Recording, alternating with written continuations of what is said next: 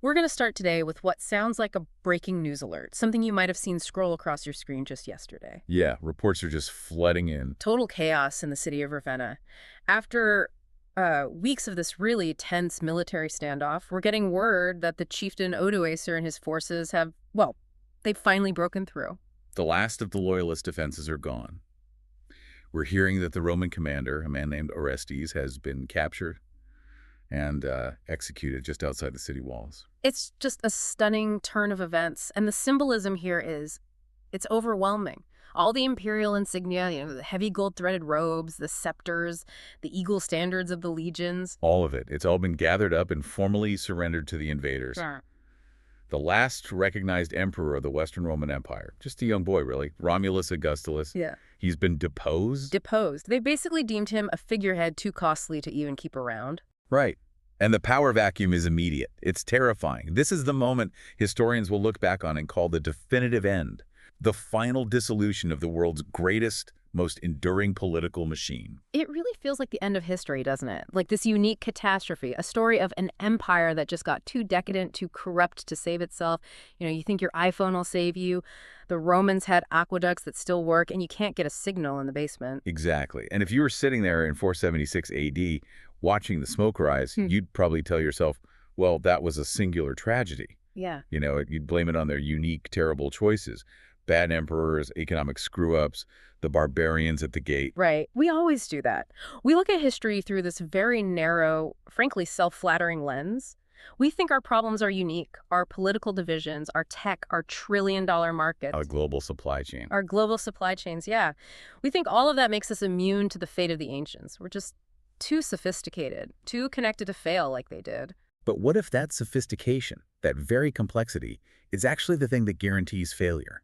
What do you mean? I mean, what if imperial collapse isn't some tragic one-off accident?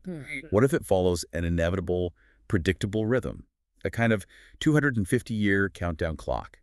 And that's really the premise of today's deep dive. A countdown clock. Okay, so where does this theory come from? The core of it comes from a British general, Sir John Glubb. He was also known as Glubb Pasha from his time with the Jordan Arab Legion. And this wasn't just some casual observation. No, he was serious about this. Deeply serious. He studied 11 major empires, stretching all the way back to the Assyrians in 859 BC. That's nearly 3,000 years of data on how power structures rise, and, more importantly, how they fall. And he found a pattern. A remarkable similarity, as he put it.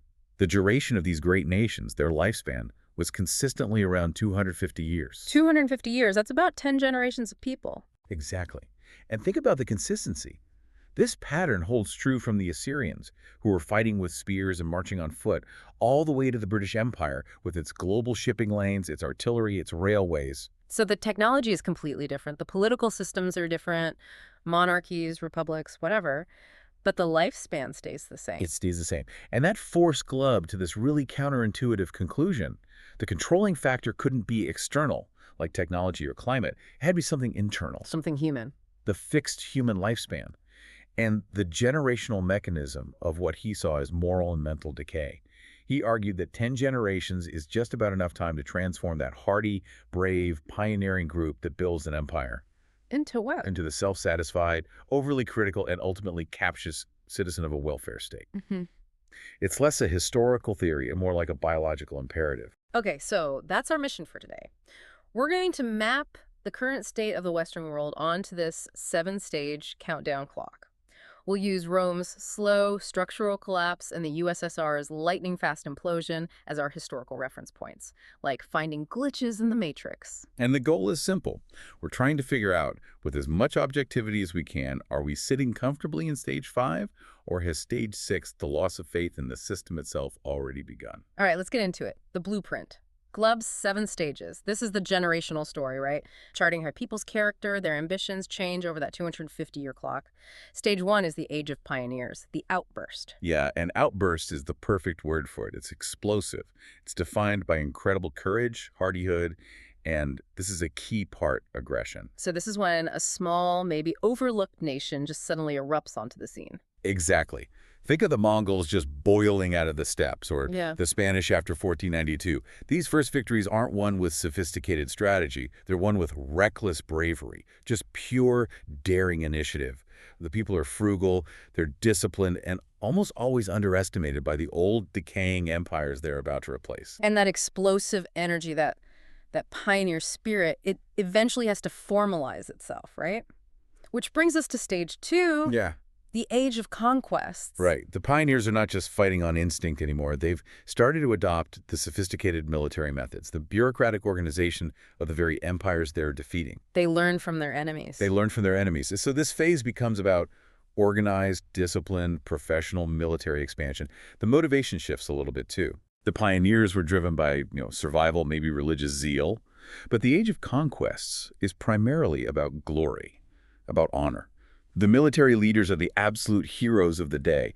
All ambition is focused on feats of arms, on adding new territories to the map. It's probably the most physically vibrant period of the empire's life. And once you've conquered all that territory and you put it all under one government, you create something like the Roman peace, the Pax Romana or the Pax Britannica, that leads pretty naturally to stage 3. The age of commerce. The age of commerce. Because now the borders are secure, the trade routes are safe, and what you've essentially created is a gigantic single common market. A huge free trade zone. And this unleashes vast commercial prosperity. Commerce is suddenly freed from all the little local tariffs, customs, bandits on the road. And here we see another profound shift in ambition. This is a critical turning point. We're moving away from glory. The desire for military glory is replaced by the desire for immense wealth. The hero is no longer the general who conquered a province. The new hero is the merchant, the trader, the financier who makes a fortune. Which sets the stage for the peak, right? Stage 4, the age of affluence. High noon. This is the good life. This is when the empire is at its most comfortable. Wealth seems to pour in, as Glubb says, almost without effort. Luxury is no longer an exception, it's the expectation. He points to Augustan Rome or Victorian Britain at its absolute zenith. But this is also where things start to go wrong, isn't it? The seeds of destruction are sown here, but quietly. Almost silently. The first sign is in the young people. They start pursuing education, not for virtue, not for wisdom, but purely for qualifications. They want the credentials that will get them a good job so they can accumulate wealth and maintain the lifestyle their parents established. The link between hard work and real reward starts to fray. Okay, I want to pause on this because this is where a lot of people get stuck. Glubb says that affluence, stage 4, automatically leads into the age of intellect, stage 5. But why? I mean, if you've got unlimited money, why do you stop being a merchant and suddenly become an academic? Isn't making money the whole point? It's a great question. It's really a problem of status, or I guess the diminishing returns on status from wealth alone. What do you mean? When wealth becomes widespread among the elite, when everyone in your class is rich, just being rich doesn't make you special anymore. It doesn't confer unique status. So you need a new kind of social currency to climb the ladder. And that's academic honors. That's the argument. The vast financial capital from stage 4 now floods the intellectual world. Universities multiply. They become the new gatekeepers of elite status. The ambition shifts from piling up gold to piling up degrees, publications, academic honors. So the pursuit of knowledge isn't about knowledge itself. It's about social climbing, when money becomes too common, too vulgar. Precisely. The system has all this extra cash, so ample funds are available for the pursuit of knowledge. But that pursuit becomes detached from practical application. It's not about building better aqueducts anymore. It's about deconstructing texts. Glubb saw this in the declining Arab Empire, where universities popped up everywhere, and he certainly saw it in the modern U.S. and Britain. Which brings us to the paradox of stage 5, the age of intellect. Because you'd think a highly educated society would be a strong society. We're always told education is the solution. But Glubb says this is what leads directly to collapse. Why? Because the entire focus of the culture shifts to discussion, to debate, to critique, to what he called, pretty bluntly, endless and incessant talking. The intellectual class believes every problem can be solved if they're just clever enough, if they just talk it out. Right. They think it's all about superior mental gymnastics. They're brilliant at identifying flaws in the system, at critiquing the past, but they're terrible at committing to a course of action. They paralyze themselves with analysis. So it's the unconscious belief that the human brain can solve everything, but without the grit, the self-dedication. It is absolute paralysis. You look at the late Roman Republic. The philosophical debates were endless. They raged on, while the very practical problems of the state military reform, provincial governance, feeding the people, were either ignored or endlessly fought over by factions. Because arguments that are rooted in abstract ideas rather than a shared sense of duty, they rarely lead to agreement, do they? Never. And that constant dedication to discussion destroys the power of concerted action. Glubb's point is that without loyalty and self-sacrifice from citizens, the very moral qualities that built the empire in the first place, a nation will eventually collapse, no matter how high its collective IQ is. Which ushers in the final stages. Stage 6, the age of decadence, and then stage 7, decline and collapse. And the things that define this final descent are what Glubb found to be chillingly uniform across all 11 empires. Heartbreakingly so, yeah. These stages are really defined by the total loss of civic virtue. It's the rise of universal pessimism and pure selfishness. Okay, let's break down those symptoms. He starts with the empire's relationship with its own military. He calls it pacifism as an intellectual justification. Yes. In this stage, military readiness starts to be denounced. It's called primitive or immoral. But Glubb had a very cynical take on this. He argued that this kind of elite pacifism is often just an intellectual device. It's a way to suppress feelings of inferiority when you look back at the heroism and the sacrifices of your ancestors. So it's easier to say fighting is immoral than to admit I don't have the courage they did.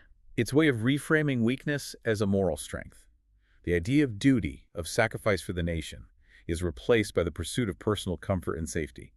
You disarm because the sense of duty has weakened and selfishness has grown. And as that happens, you see the internal fracturing get worse, civil dissensions. You'd think that when the nation is threatened from the outside, people would unite. Glubb says the exact opposite happens. It's an incredible insight, isn't it? Internal rivalries become more acute as the nation gets weaker. The Roman Empire was literally tearing itself apart in civil wars in the 4th and 5th centuries, fighting over who would control a dying state, even as the Goths and Vandals were pouring over the borders. He pointed to Byzantium, too. A perfect example. It spent its last 50 years locked in brutal internal civil wars over the throne, even when the Ottoman Turks were, literally at the gates of Constantinople. The hatred for your internal political opponent becomes stronger than your fear of the external enemy who wants to destroy you all. Another thing he documents consistently is the massive influx of foreigners into the capital city during this decline. We saw it in Rome, in Baghdad, and you can see it in the major cities of the West today. And this is a really complex point, so we have to be careful here. Just as Glubb was, he was adamant this is not about race or any kind of inherent inferiority. It is purely about political cohesion. A massive, rapid influx of different cultures creates heterogeneity. It dilutes the original homogeneous solidarity of the pioneer stock. This just makes forming a national consensus on policy incredibly difficult. And crucially, he argued it can reduce the willingness of different groups to sacrifice their lives and property for the state in a crisis. Because the shared story, the shared identity has become fragmented. Exactly. When you ask a citizen to die for the state, that request relies on a deeply felt collective identity. In a highly cosmopolitan, decentralized power structure, that shared narrative becomes much, much weaker. The system becomes more brittle. More brittle. And the final symptom of stage 6 is what he called frivolity. Yes. As the empire's power and wealth decline, a universal pessimism starts to set in. But instead of inspiring action, it inspires distraction. Bread and circuses. The modern equivalent, yeah. Excessive consumption, mindless entertainment, endless diversion. The whole value system inverts. The public starts calling a comedian a genius or a sports star a hero instead of a statesman or a scientist. Glubb points to 10th century Baghdad, where during a time of financial crisis, the big political debate was about introducing a 5-day work week. The escape from a grim reality through amusement becomes the primary cultural goal. And the terrifying part is that this whole cycle, from the hardy pioneer to the frivolous, decadent citizen, consistently takes about 10 generations. The internal clock just keeps ticking. It just keeps ticking down. So the Glubb cycle gives us the rhythm, the human symptoms of decline. It's the moral diagnosis. But we need more. We need the cold, hard, structural logic, the mechanical reason why all this complexity becomes a death sentence. We need the math. We need the math. And for that, we have to turn to the work of anthropologist Joseph Tainter. Right. Tainter's whole idea is that collapse is fundamentally a political and economic process. And it's all defined by one thing, the cost of complexity. If Glubb tells us who changes over 250 years, Tainter tells us how the machine itself just wears out. He argues that societies aren't like people, right? They don't fail because of moral flaws. No, he sees them as value-neutral machines. Mm. And in any machine, the parts eventually become too expensive to maintain and replace. The machine breaks down. So let's lay out his core ideas, his axioms. Okay, first, societies become more complex to solve problems. You face a new threat. You build a bigger army. You need to manage a bigger population. You create more bureaucracy. You need more food. You develop irrigation systems. And that complexity isn't free. It is not free. That's axiom 2. Complexity requires a huge energy subsidy. And by energy, he means resources, wealth, manpower, everything needed just for maintenance. It's the overhead cost of running the empire. Okay, and the third axiom is the killer. This is the fatal flaw. Investment in sociopolitical complexity eventually and always reaches a point of declining marginal returns. Meaning you keep adding more complexity, but you get less and less actual benefit from each new layer. Less and less. You build a new regulatory agency to solve a problem the old one couldn't handle. But this new, expensive layer provides only a tiny bit more benefit than the last one. But you still have to pay the overhead cost of the entire, interlocked, highly complex system. So the system, the machine, just starts to consume more and more energy simply to maintain its own internal parts, its own structure. Right. In Rome, that meant the army, the roads, the aqueducts, the courts, the tax collectors. The sheer inertia of that machine starts to eat its own resource base. It becomes a parasite on the society it's supposed to be serving. Which means the most concrete way to measure if a society is viable or not is its energy budget. Specifically, something called energy return on investment, or EOAI. EOAI is the master metric. It's so simple but so powerful. It just measures the surplus energy you get back from the energy you spend to obtain it. So when an empire is rising, its EOAI is pie high? Absolutely off the charts. Tainter pointed out that back in the 1940s, the ERAAI for finding and extracting oil and gas in the U.S. was staggering. It was around 100 to 1. 100 to 1. So for every 1 barrel of oil worth of energy you spend on drilling and pumping? You got 100 barrels of pure surplus energy back. That incredible surplus is what funded the American Age of Affluence, Glubb's Stage 4. It paid for the suburbs, the highway system, the entire consumer society. But the cheap, easy-to-get energy is always the first to go? Always. By 2007, the average EROEI for oil and gas had crashed to about 10 to 1. Still profitable, sure, but that massive surplus margin that builds civilizations, it's shrinking.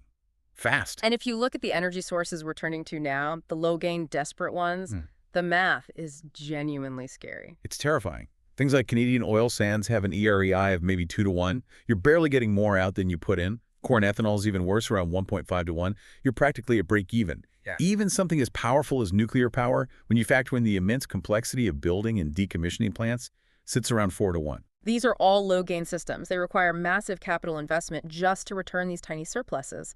So what's the cutoff point? If 100 to 1 builds an empire, what's the minimum EROEI you need just to stop the whole complex machine from imploding on itself? Tainter did the math on this. He estimated that for a modern, complex society to sustain its essential overhead costs, the government, the infrastructure, police, healthcare, manufacturing, you need a minimum EROEI of around 3 to 1. 3 to 1. If your society's average energy return drops below that line, the financial cost of just maintaining your complexity becomes greater than the energy surplus the system generates. Yeah. At that point, collapse is not just possible. It becomes the most rational economic choice. It's literally cheaper to let the system fall apart and devolve into simpler structures. And that takes us right back to Rome. It's not just an abstract number. It's exactly what happened. The historian Given documented this. The ultimate cause of the agricultural decline in the late Roman Empire wasn't just barbarians. It was high taxation on marginal land. Why were taxes so high? Because of the huge, complex military budget required to defend the massive borders of the empire. Tainter's complexity cost.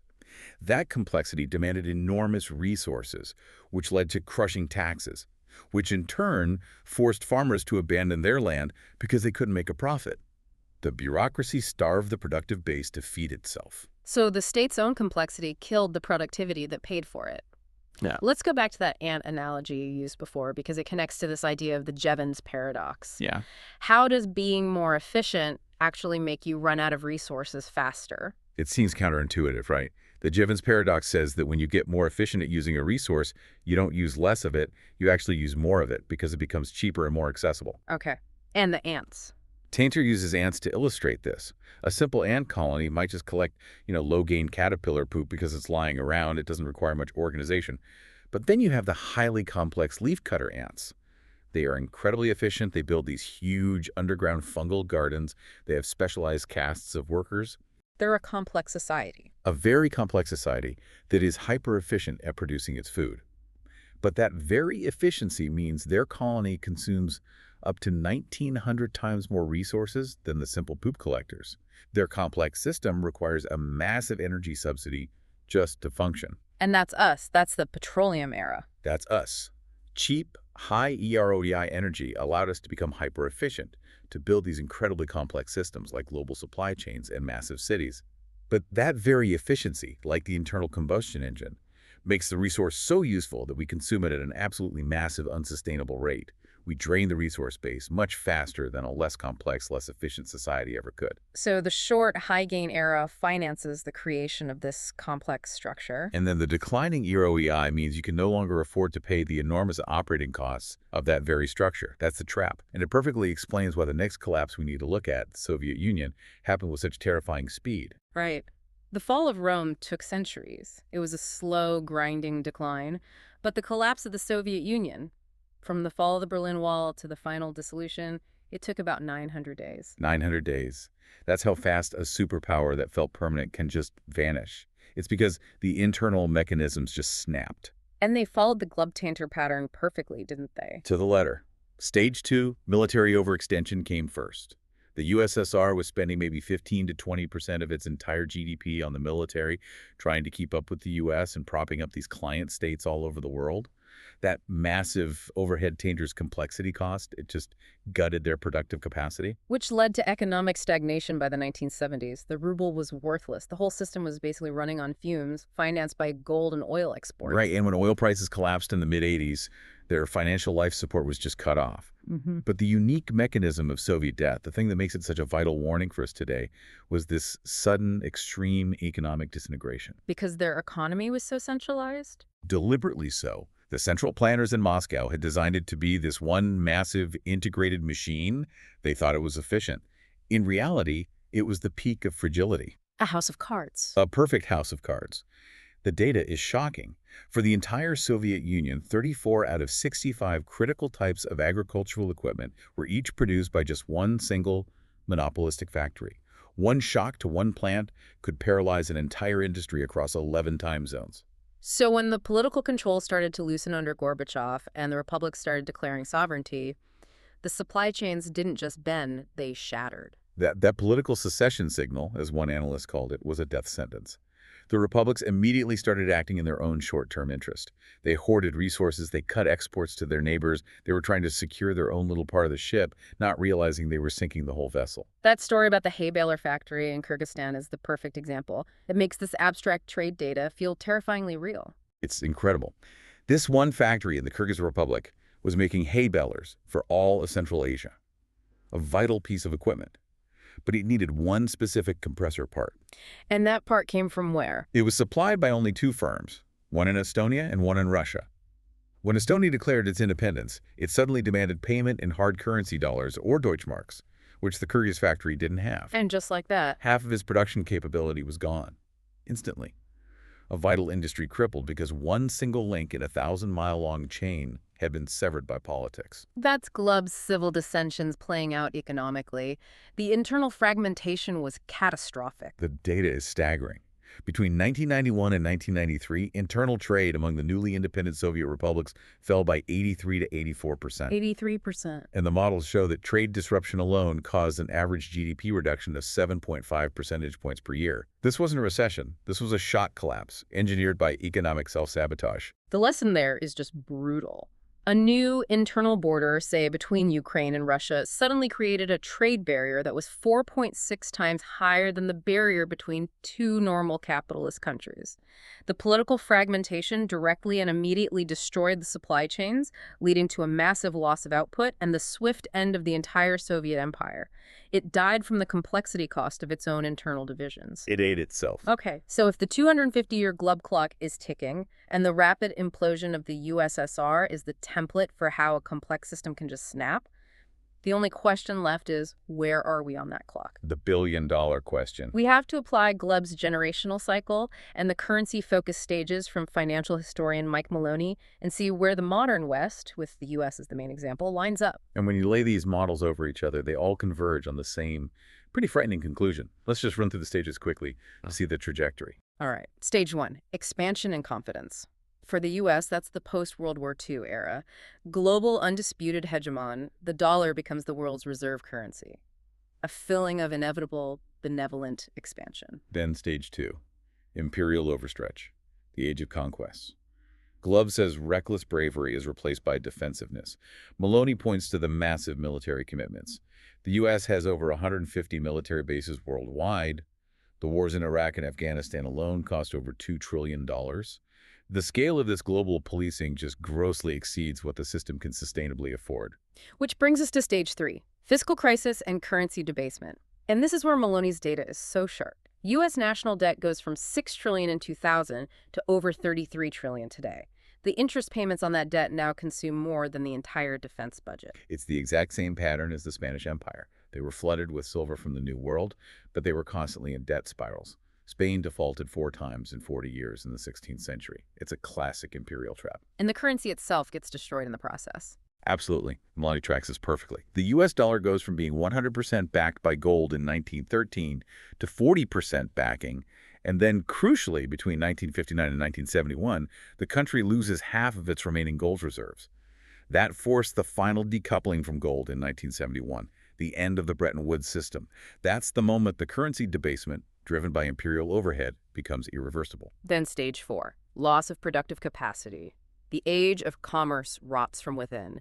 This is the key economic signal of decline. Just like Spain stopped making things and just imported everything with its silver, the U.S. now runs a trade deficit of around $800 billion a year. We don't make things anymore. Our manufacturing base was gutted because, as Glubb noted, the ambition of the citizens shifted from production to finance and luxury. This has created a massive dependence on foreign supply chains for everything, medicine, electronics, you name it. We're importing our consumption and financing it by printing a fiat currency that is constantly being debased. And that entire trajectory, from productive powerhouse to a financialized, dependent economy, pushes us undeniably into stage 5, social decay and fragmentation. This is the critical stage. This is where the political and moral rot that Glubb talked about becomes acute. This is where we are now. The age of decadence and the age of intellect have merged. And the symptoms are just overwhelming. They match Glubb's checklist almost perfectly. Let's start with what he called civil dissensions. We can call it political poison. Yeah, the polarization today is total. Political factions don't see each other as opposition to be debated. They see each other as malicious, existential enemies to be destroyed. This level of internal hatred makes any kind of long-term compromise impossible. So you can't solve the structural problems Tainter identified or the fiscal crisis Maloney identified because you can't even agree on the nature of reality. All the energy is spent fighting internally. While the ship is sinking. And that political sickness directly feeds the second symptom, a profound institutional loss of faith. Meaning people just don't trust the system anymore. Trust is the glue that holds a complex society together. When it dissolves, the system can't function.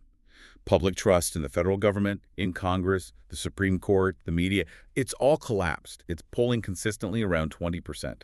The average citizen no longer believes the governing institutions are operating in their shared interest. That is the very essence of social decay. And then there's the age of intellect.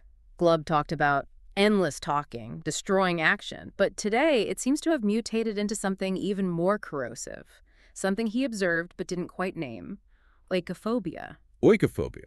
It's a rejection of one's own culture, one's own heritage and institutions. The intellectual ambition shifts from trying to defend and improve the existing system, however flawed it might be, to simply tearing it down. To celebrating the act of criticism itself. Exactly. It manifests in movements that explicitly call for abolishing core institutions, or that define intellectualism as the act of denigrating your own nation's past and present. It's a form of intellectual self-loathing. And that's a devastating internal blow because it turns the smartest people in your society from problem solvers into What? articulators of hopelessness. The whole discussion becomes about why the system deserves to collapse, not how to save it. And this is Glubb's final warning made real. The age of intellect transforms the pioneer into the captious citizen cynical, comfortable, convinced that their own mental cleverness is enough.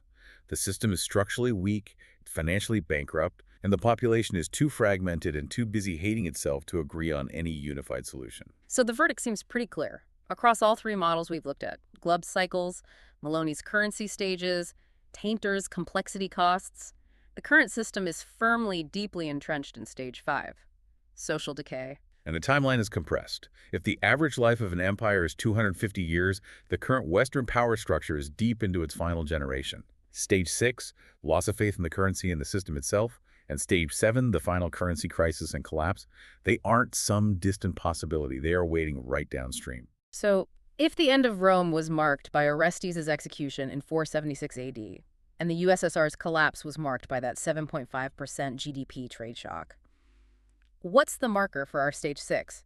What does that final loss of faith actually look like in the 21st century?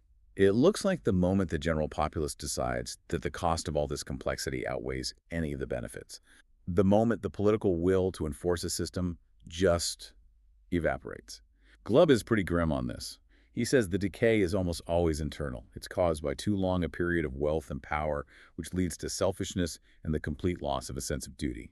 And the ultimate irony, he points out, is that by this stage, physical strength, military power, it's almost irrelevant. It's completely irrelevant. He observed that the citizens of declining nations are often physically healthier and stronger than their invaders, but they've lost the conviction that anything is actually worth saving. Decadence is a moral and mental disease, not a physical one. The will to sacrifice is just gone. His conclusion was that all the material success, all the wealth, it was just a result of moral character, courage, hard work, duty. It wasn't the result of some inevitable march of progress or being clever. And over those 10 generations, the pioneer just transforms into captious citizen. And if you ask Tainter if we can stop it, he's very skeptical. He describes these archetypes of failing societies, and we seem to fit all of them. We're the dinosaur, with elites clinging to failed policies. We're the runaway train, totally dependent on unsustainable growth. And we're the house of cards, with this massively interlocked, unstable system. And the political fragmentation of stage 5 means you can't get agreement on the painful cuts you'd need to make to reduce complexity, which is the only way to actually avert the collapse. Politically, it seems impossible. But history shows that the fall of an empire isn't the end of the world for everyone. It's an opportunity for renewal, even if it's a painful one. The fate after the fall is different for everyone. It's incredibly diverse. Some empires are just conquered and absorbed. Others fracture into smaller states. Some, like Spain, just lose their global status but keep their core independence. The critical point is that while the big political machine might be impossible to stop, individuals and small groups can respond to this decay by transcendence. By creating new structures, new ways of thinking that are better suited to the new reality of lower energy returns. Exactly. It means abandoning this failed paradigm of infinite growth on a finite planet. It means focusing on new measures of value, like well-being or localized governance. Systems that prize regeneration instead of just relentless extraction. It's a fundamental shift in values that Glubb said is impossible for the dying empire as a whole, but which can absolutely be achieved by smaller, dedicated groups. So the irony is the solution isn't some clever new policy or more endless talking. It's a moral one. The age of intellect is powerless without human self-dedication. History seems to prove that 10 generations is all it takes to turn the hardy pioneer into the cynical citizen of the welfare state. And that intellectual cleverness, without that spirit of duty and self-sacrifice, leads to the collapse of the entire stupendous fabric. So the final question is, what essential element must you prioritize today? That decision. To choose the pioneer spirit of duty over the comfort of decadence and the cynicism of the intellectual, that might be the only currency that holds its value when the unavoidable gravity of stage 6 finally hits.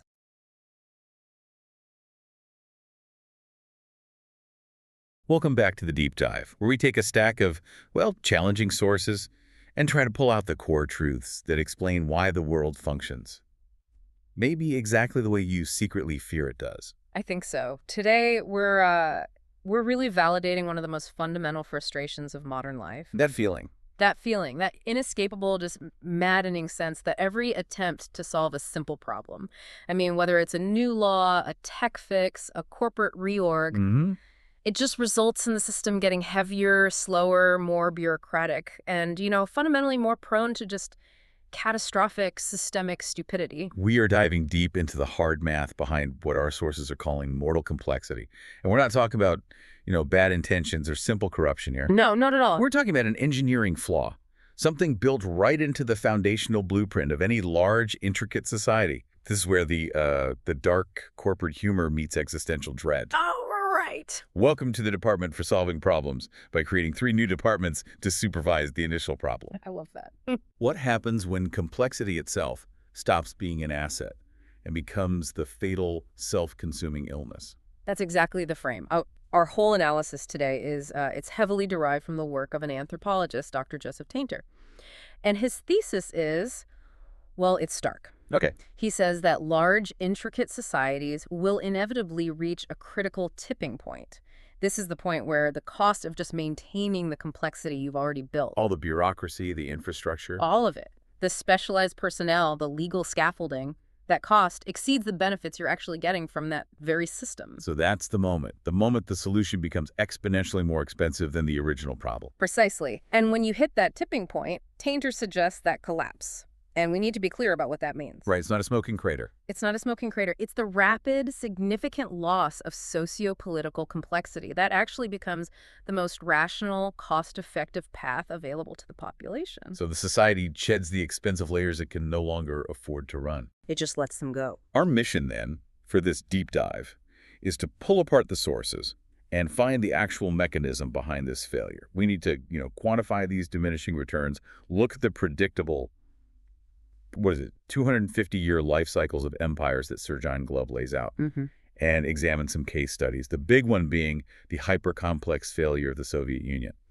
By the end of this, you should understand the structural reasons why nothing seems to work and why that feeling of systemic exhaustion is, well, it's entirely justified. Okay, so to start, we really have to get our heads around Tainter's core premise. And it all hinges on a very specific, almost non-intuitive definition of complexity. Right, because we tend to think complexity means like advanced technology, iPhones, spaceships. Exactly. But Tainter's focus is much more on societal structure and information processing, how the whole thing is organized. Okay, so let's unpack that. What does he actually classify as complexity in a societal context, and why is it so damn costly? He uses 3 main defining markers. So first, you have differentiated social and economic roles. Specialization. Extreme specialization. Think about our economy today versus, say, a 14th century village. Yeah. In that village, one person might be a farmer, maybe a part-time carpenter, and a member of the local militia. Right. They wear multiple hats. Today, we have layers upon layers of hyper-specialization. You're a logistics coordinator for inbound freight. You're a compliance officer for Section 3 of a specific financial regulation. You're a data architect. The more specialized those jobs get, the more complex the society has to be to manage them. And that specialization, that requires a massive amount of coordination overhead, doesn't it? Absolutely. Which brings us right to his second marker, a heavy reliance on abstract communication. Paperwork. So much paperwork. We're talking about laws, regulations, complex contracts, abstract symbols like fiat currency. You simply can't coordinate billions of specialized roles without massive, massive layers of information processing and regulation. And then the third marker, which this one feels like the real resource drain, the existence of the maintenance class. Yes. This is the critical third feature. It's the existence of a whole class of information producers, of analysts, who are not involved in primary resource production. They're not growing food, they're not mining coal, they're not building cars. No. These are the bureaucrats, the corporate lawyers, the academics, the policy analysts. They are the people whose entire job is to manage the systems that manage the people who do actually produce food, energy, and physical goods. So they don't generate surplus, they consume it. They're the system's massive, expensive administrative overhead. This class exists purely to facilitate the complexity itself. That's it, exactly. And this maintenance class, it demands a constant subsidy. Tainter calls this the energy subsidy. It could be wealth, resources, or just sheer dedicated social effort. It's the cost of keeping the entire administrative machine oiled and running. And if that subsidy dries up, the complexity starves. It starves. So if a society's whole purpose is to solve problems, and all the solutions require more complexity, how does the system inevitably become self-destructive? Where's the turn? It's a feedback loop based on 4 foundational axioms he lays out. Let's run through the first 2 really quick. Axiom 1. Societies are problem-solving organizations. Simple enough. We see a problem, we invent something to fix it. Okay. Axiom 2. Sociopolitical systems require energy for their maintenance. Every new department, every new law, it costs money to run. It doesn't run on air. That brings us to Axiom 3, the painful one. The one that every single taxpayer instinctively understands in their bones. Axiom 3. Increased complexity carries increased cost per capita. This is so critical. The cost of running the machine isn't just, absorbed by some abstract GDP growth. Right. The per-person cost, your tax burden, the effort you have to spend to fill out forms, the time you waste in meeting, it goes up relentlessly. You need a constantly higher surplus from every single person just to maintain the current level of social order and compliance. So, okay, if complexity keeps solving problems, but it costs every person more and more to do so, when does that math become mortal? That's Axiom 4. Investment in complexity as a problem-solving response eventually reaches a point of declining marginal returns. This is the terminal diagnosis. This is the point where we spend twice as much money, twice as much effort, twice as many administrative hours, just to get, 10% less benefit than we got a decade ago? You've got it. The first investment yields huge gains. You build a new road, fantastic. You create a new tax structure that captures a bunch of hidden wealth, great. But the next investments, adding a layer of federal auditors to supervise the first auditors. Who are supervising the local tax collectors. Exactly. Those investments yield rapidly diminishing returns. Eventually, the cost of the solution is far greater than the cost of the problem it was designed to solve. And at that point, it becomes individually rational for people to just stop maintaining the system. But what about the counter-argument? What does Tainter say to the idea that, human ingenuity, R&D, tech breakthroughs, shouldn't we be able to innovate our way out of this complexity trap? Can't we just invent a better system? That's a major point of debate, of course. But Tainter's argument is that the technological innovation itself often just adds more layers of complexity. Okay. How so? For example, we invent computers to manage vast amounts of data, and initially that's a very high-gain solution, right? It's amazing. But then what happens? We need massive new administrative departments. We need cybersecurity, data privacy compliance, IT maintenance, software licensing, regulatory bodies to oversee digital commerce. The complexity doesn't disappear. It just changes form and it scales up. And it creates an even larger maintenance class that's dedicated to managing abstract symbols on screen. It's a hydra. You cut off one head, two more grow in its place, and both new heads require a salary and a pension plan. The Romans. Yeah. I mean, they provide the perfect historical analogy for this, don't they? For that high gain phase becoming a low gain trap. The classic example. Rome, in its ascent, found an immediate, massive external subsidy. What was it? Conquest. After they defeated the Macedonians in 167 BC, Rome captured the Macedonian treasury, and the influx of wealth was so colossal.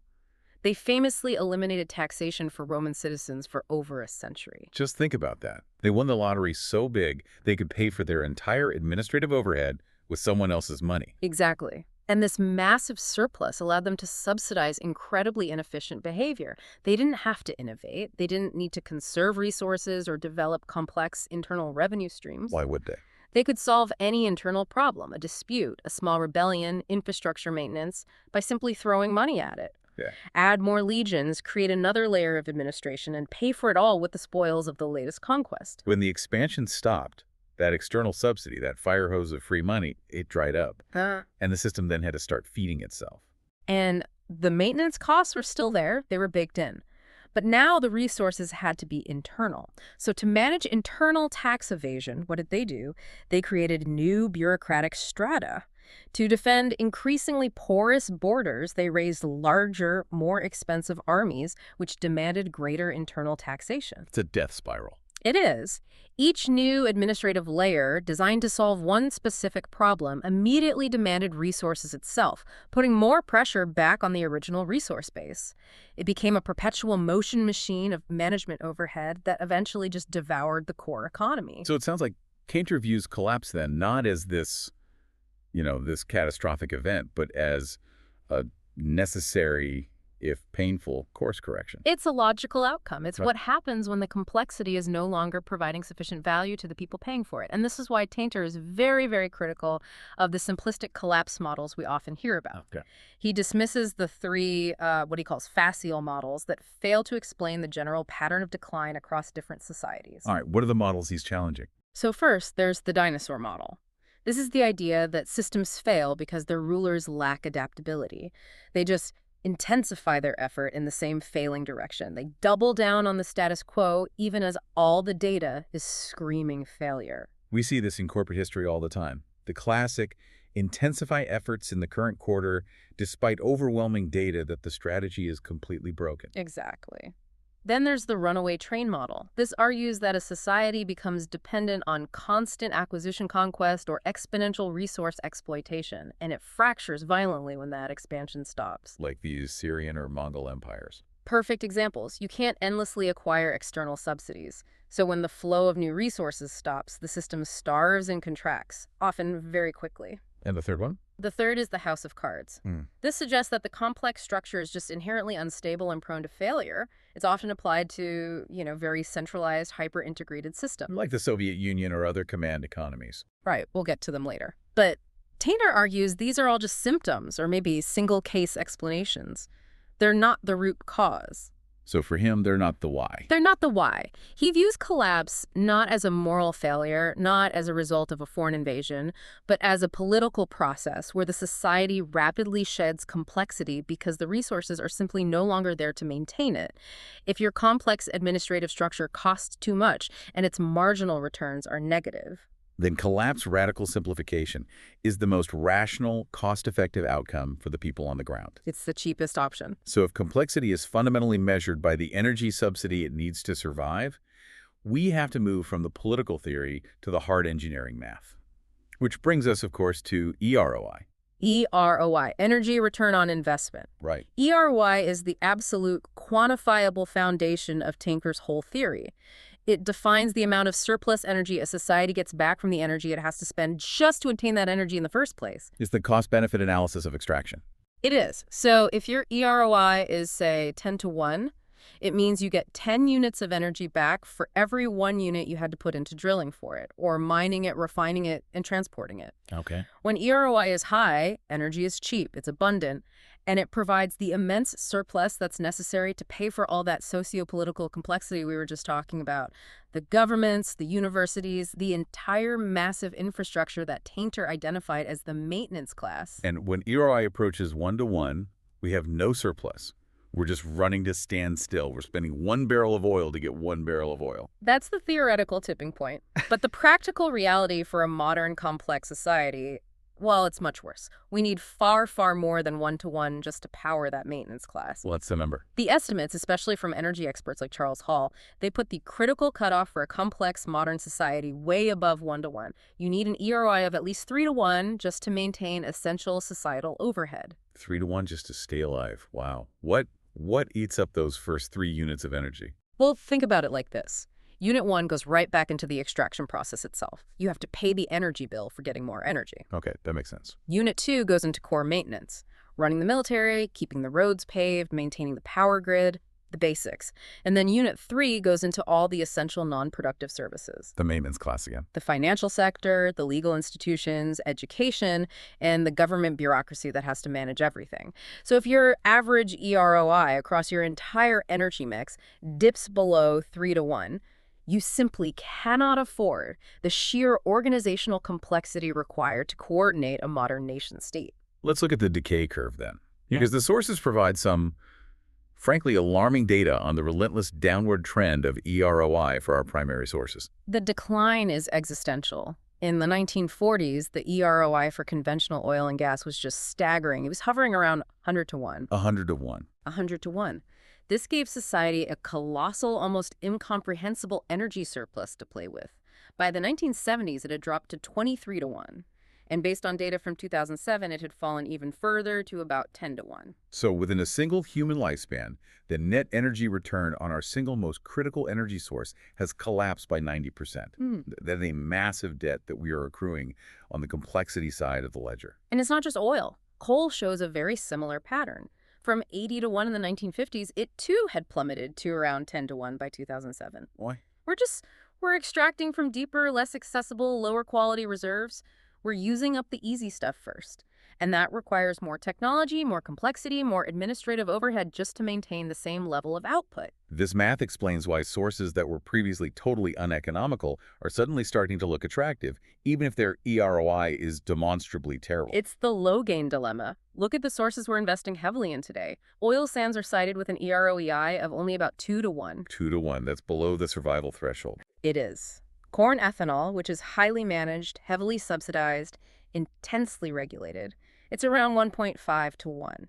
You're spending almost as much energy to produce the fuel as the fuel actually contains. So these are what you call low-gain resources. Exactly. They may last a long time, but they provide almost no surplus per capita. They demand immense, costly human organizational effort just to aggregate and distribute the resource. It's the ultimate vicious feedback loop then. Declining EROI forces us to use these low-gain resources, which, by their very nature, require more administrative complexity to manage, thereby increasing the overhead that the low EROI can no longer support. You've got it. This is why declining EROI is cited historically in the decline of both Rome and the Maya. When energy stops being cheap and abundant, the complexity that was built on that cheap energy becomes financially and systemically unsustainable. The system starves itself out of existence. It does. Now, the natural human response to this declining EROI is to focus, maniacally on efficiency. We're always trying to squeeze more work out of less energy. But this leads us straight into the cruel irony of the Jevons paradox. The Jevons paradox. It demonstrates the really unintended consequence of efficiency. Common sense tells you if your car is more efficient, you'll use less fuel. Right. The paradox proves that when you use a resource more economically, that efficiency lowers the effective cost of consumption, which then often enables and encourages vastly increased overall consumption. We see this in modern technology constantly. We get more efficient servers, so what do? We decide to run exponentially more data centers. The efficiency doesn't lead to saving, it leads to scale. Tainter used this fantastic biological analogy of leafcutter ant colonies. They evolved much later, they're far more complex and highly organized than earlier simply ant colonies. And they use their resources economically. They farm fungus in these highly efficient, temperature-controlled subterranean environments, but their high level of organization enables them to consume up to 1,900 times the amount of resources that simpler colonies do. So their complexity, their efficiency enables maximal aggressive consumption. That's it. So our drive for technical efficiency, especially when we're adopting these low-gain alternatives, it might just allow us to consume the remaining resources more effectively. It could potentially lead to more widespread environmental damage, more complexity, even if the specific resource, like coal, is cleaner. So that's the deep-seated dilemma. The future, based on low-gain energy, must be managed efficiently. But efficiency, without some kind of structural reform, has historically enabled massively increased organizational consumption. According to this analysis, when we look at new energy proposals, we can't just ask if they're green. We have to ask, what is the true EREI? And critically, who or what is doing the concentrating? Is it a natural geological process, like a high-quality oil field, or is it costly, bureaucratic, human organizational processes? If it's the latter. We're just exchanging one energy debt for a complexity debt. And house always wins. Okay, so Tainter gave us the engineering math, the real cost of complexity. Now let's pull back and see the historical confirmation of this slow, complex decay through the lens of political science. And for that, we have to turn to Sir John Glubb, or Glubb Pasha, and his seminal work, The Fate of Empires. Glubb's work is, well, it's genuinely unsettling. He's synthesized the history of 11 major empires across 3,000 years, everything from Assyria to Britain. And he found a pattern so consistent it's hard to ignore. What's the finding? That regardless of geography, technology, or political dogma, a superpower typically lasts for about 250 years. 10 generations. Roughly 10 generations. It's a metric that seems to be governed by the persistence of collective memory, not by technological capability. The fact that the Assyrians with their spears and the British with their battleships follow the same clock. That's profoundly suggestive, isn't it? It suggests the patterns of growth and decay are driven by internal human dynamics. Specifically, the predictable weakening of the citizen's character over those 10 generations as complexity and affluence take hold. The life cycle is a slow march from brutal simplicity to deadly complexity. Let's try to map Tainter's complexity curve onto Glubb's 6 stages. We can start with that initial high-energy phase. Stage 1. Stage 1, the Age of Pioneers, or the Outburst. This is when a small, often obscure nation just explodes onto the world stage. You think of the Arabs surging out of the desert in 633 AD, or the Spaniards after 1492. Right. These groups are characterized by extraordinary energy, fierce courage, high moral standards, and, most importantly, poverty. They have everything to gain and absolutely nothing in the way of bureaucratic overhead to lose. Exactly. They are lean, high EROI warriors. They consume very little internally, but they generate massive external returns through conquest. And they are always facing older, softer, wealthier, defensive-minded empires. And that energy translates immediately into stage 2. The Age of Conquests. The pioneers get organized, they adopt the best military technology from their predecessors, and they expand in a professional, disciplined way. Military glory and honor are the primary social ambitions. This is where the empire maximizes that external subsidy we were talking about with Rome. And the success of that conquest creates a single, vast, safe trading zone, which leads directly into stage 3, the Age of Commerce. This is a golden age. The empire eliminates all the internal barriers. No tariffs, no passports, no political interference across a massive geographic area. And this fosters unparalleled commercial prosperity. And the shift in ambition begins to happen here, right? Yeah. Subtly. Very subtly at first. The desire for immense personal wealth starts to replace the drive for military glory. The merchant class begins to hold more and more sway, and they start to challenge the power of the generals and the old aristocracy. The profits from that commerce become so vast and so secure that they fund the fourth and most critical stage, the Age of Affluence. This is the turning point, where complexity really peaks and the marginal returns start to drop off a cliff. Wealth starts pouring in almost without effort. It's often subsidized by that massive, safe trade bloc and the accumulated high-gain energy surplus from the earlier stages. And crucially, in this phase, the national character starts to soften. The pursuit of ease and selfishness begins to replace the idea of self-dedication, and the motivation for education fundamentally shifts. The education system stops being about cultivating virtue or resilience or a sense of duty. It becomes laser-focused on acquiring the qualifications you need to get rich. And Glubb observes that the rise of the welfare state is a direct result of this affluence. Citizens start demanding comfort and security as an entitlement, paid for by the surplus. This leads to massive government expenditure, which further increases the bureaucratic complexity the state has to manage. And this is where the cost per capita Tainter's Axiom 3 begins its painful, relentless climb. The bill comes due. When the system is so affluent that money is no longer a scarcity, that surplus wealth has to find an outlet. And it finds it in abstract pursuits. This brings us to stage 5, the Age of Intellect. The surplus funds a massive expansion of that bureaucratic and academic maintenance class. The merchant princes from the Age of Commerce start endowing huge universities. We saw this in the Arab Empire under Malik Shah, who built universities in every single town. And we see it in the massive, often unsustainable expansion of universities in modern Western nations during their peak of affluence. Exactly. Intellect and academic honors become the new social currency. They replace the courage of the pioneer. But Glubb argues this intellectualism is actually corrosive. Why? What's the downside of being smart? It's the downside of endless debate. Intellectualism promotes an environment of incessant discussion, debate, analysis, argument, a cacophony of talk. It's precisely what we see in modern politics and media. And Glubb argues this destroys the power of action. He says that amid a babble of talk, while every possible option is being analyzed to death, the ship drifts onto the rocks. The inability to act decisively is a key symptom of systemic complexity.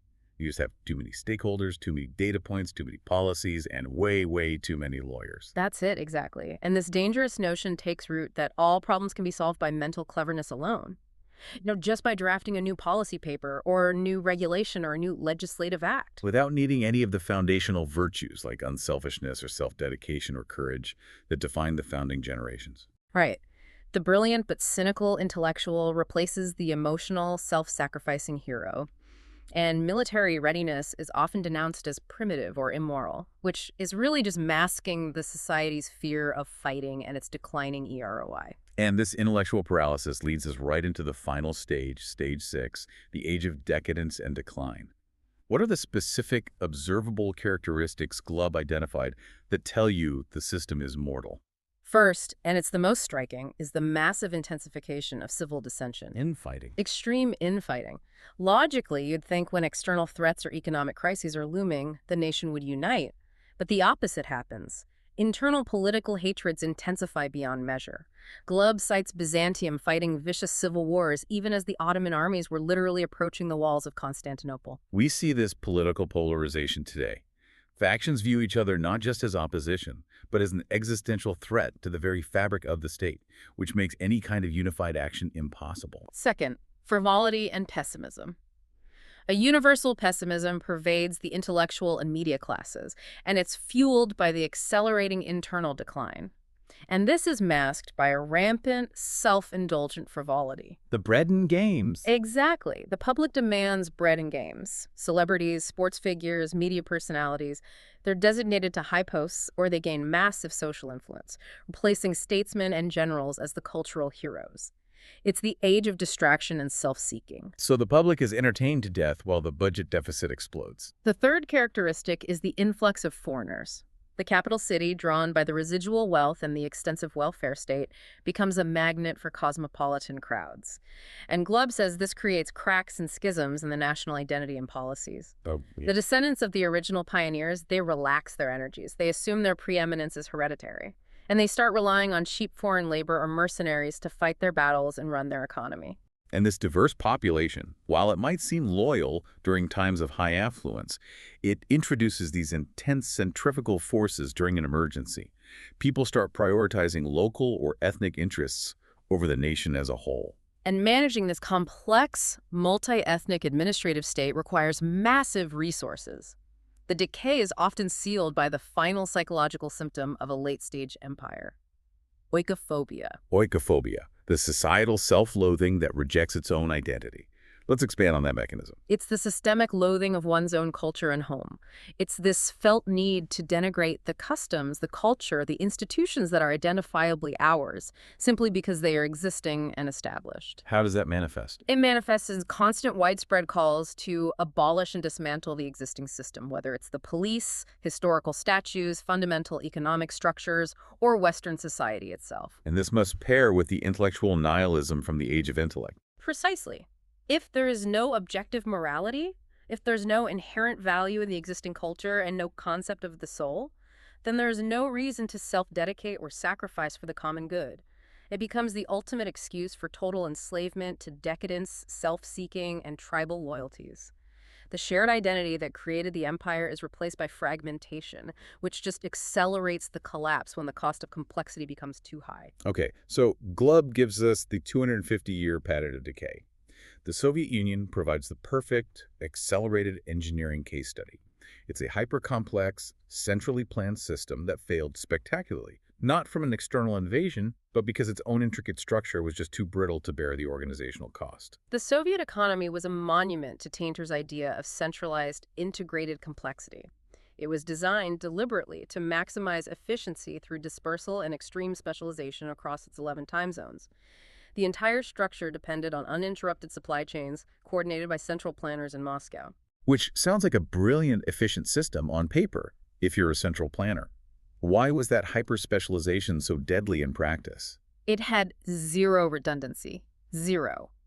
The sources document that out of 65 items of agricultural equipment, 34 were produced exclusively by a single firm for the entire USSR. One factory for the whole country. One factory. This integration, which was designed for maximizing production, created catastrophic fragility. It ensured that a failure in one remote plant cascaded throughout the entire economy. Let's use the hay baler anecdote from the sources to illustrate that fragility in real terms. It's a perfect example. There was a factory in the Kyrgyz Republic. It was the sole producer of hay balers for the entire Soviet Union, and its production was critically dependent on a single compressor part. Okay. This one part was only available from one firm in Estonia and one in Russia. So when Estonia declared independence, it immediately demanded payment in hard currency dollars or Deutschmarks. Which the Kyrgyz factory, operating in the ruble zone, couldn't possibly provide. Not a chance. The failure point was immediate and it was decisive. The supply chain broke instantaneously. The Kyrgyz factory lost 50% of its production capacity overnight. It wasn't bombed, it didn't run out of raw materials. No, it simply choked on its own hyper-complex integrated bureaucracy and its supply dependency. And this fragility led to a catastrophic disintegration shock. The source material quantifies this, right? It does. The economic decline in the former Soviet Union was far, far deeper than anything seen in the other transition economies of Central or Southeast Europe. The numbers are staggering. Internal trade within the CIS, it plummeted by a shocking 83 to 84% between 1991 and 1993. Wow. The highly integrated economic space just shattered the moment the central planning glue dissolved. And the loss was existential for local economies. Take Armenia. Their official GDP decline was registered at 65%. The economists calculated that the direct and indirect trade shocks alone resulted in an estimated 85% loss of GDP. 85%. The complexity had bound these republics so tightly together that when the center collapsed, they were simply unable to function locally. And the fascinating detail here is that the internal mechanisms of that planned economy, they actually incentivized the collapse even before the political dissolution. This is the famous prisoner's dilemma that was built into socialist federalism. This is a perfect example of complexity creating perverse incentives. So managers and the republics, they were rewarded for achieving high output. To do that, they desperately needed imports from other republics. Right. However, when they exported their goods, the rubles they got back were earmarked. What does earmarked rubles mean in practice? It meant those funds could often only be used to purchase specific, often useless, pre-allocated goods from the center, or they couldn't be easily converted into hard currency or used to pay actual wages. For local utility, the return on your exports was effectively worthless. So, if managers needed imports to boost their production, but they received useless rubles for their exports, what became the utility-maximizing strategy for any individual republic? The strategy was simple, and it was entirely self-destructive for the system as a whole. You maximize your imports, get all the free, useful inputs you can, and you immediately restrict or withhold your exports to avoid getting stuck with those low-value, earmarked rubles. It was like a mercantile system in reverse. They were hoarding resources. They were hoarding. The resultant Nash equilibrium was discretion, where every republic restricted trade to hoard resources for its own local needs. And this resulted in lower trade flows, lower aggregate welfare for everyone, and massive economic inefficiency, which just accelerated the system's starvation and disintegration. And this decentralization of complexity was exploited by ethnic networks during the Brezhnev stagnation period. Yes. The long tenures of officials allowed informal corruption, and these ethnic networks, they were often called national mafias, to solidify within the party and the state apparatus. These local networks prioritized local needs over the central planning directives. They started withholding exports, effectively taking over the state distribution channels for their own local benefit. Which sped up the trade disintegration process dramatically. It proves the structural flaws were already there, endemic. Long before the wall came down. And finally, that complexity didn't just cause a localized collapse. It created global systemic risk. This was demonstrated perfectly by the 1998 Russian financial crisis. This is the moment a small failure gets amplified worldwide. Right. The 1998 Russian default and the ruble depreciation, it lost 75% of its stock market value. That was a localized event. But it caused a rapid GDP collapse across the entire region. Russia plunged to minus 5.3%. Indonesia, thousands of miles away, fell to minus 13.13%.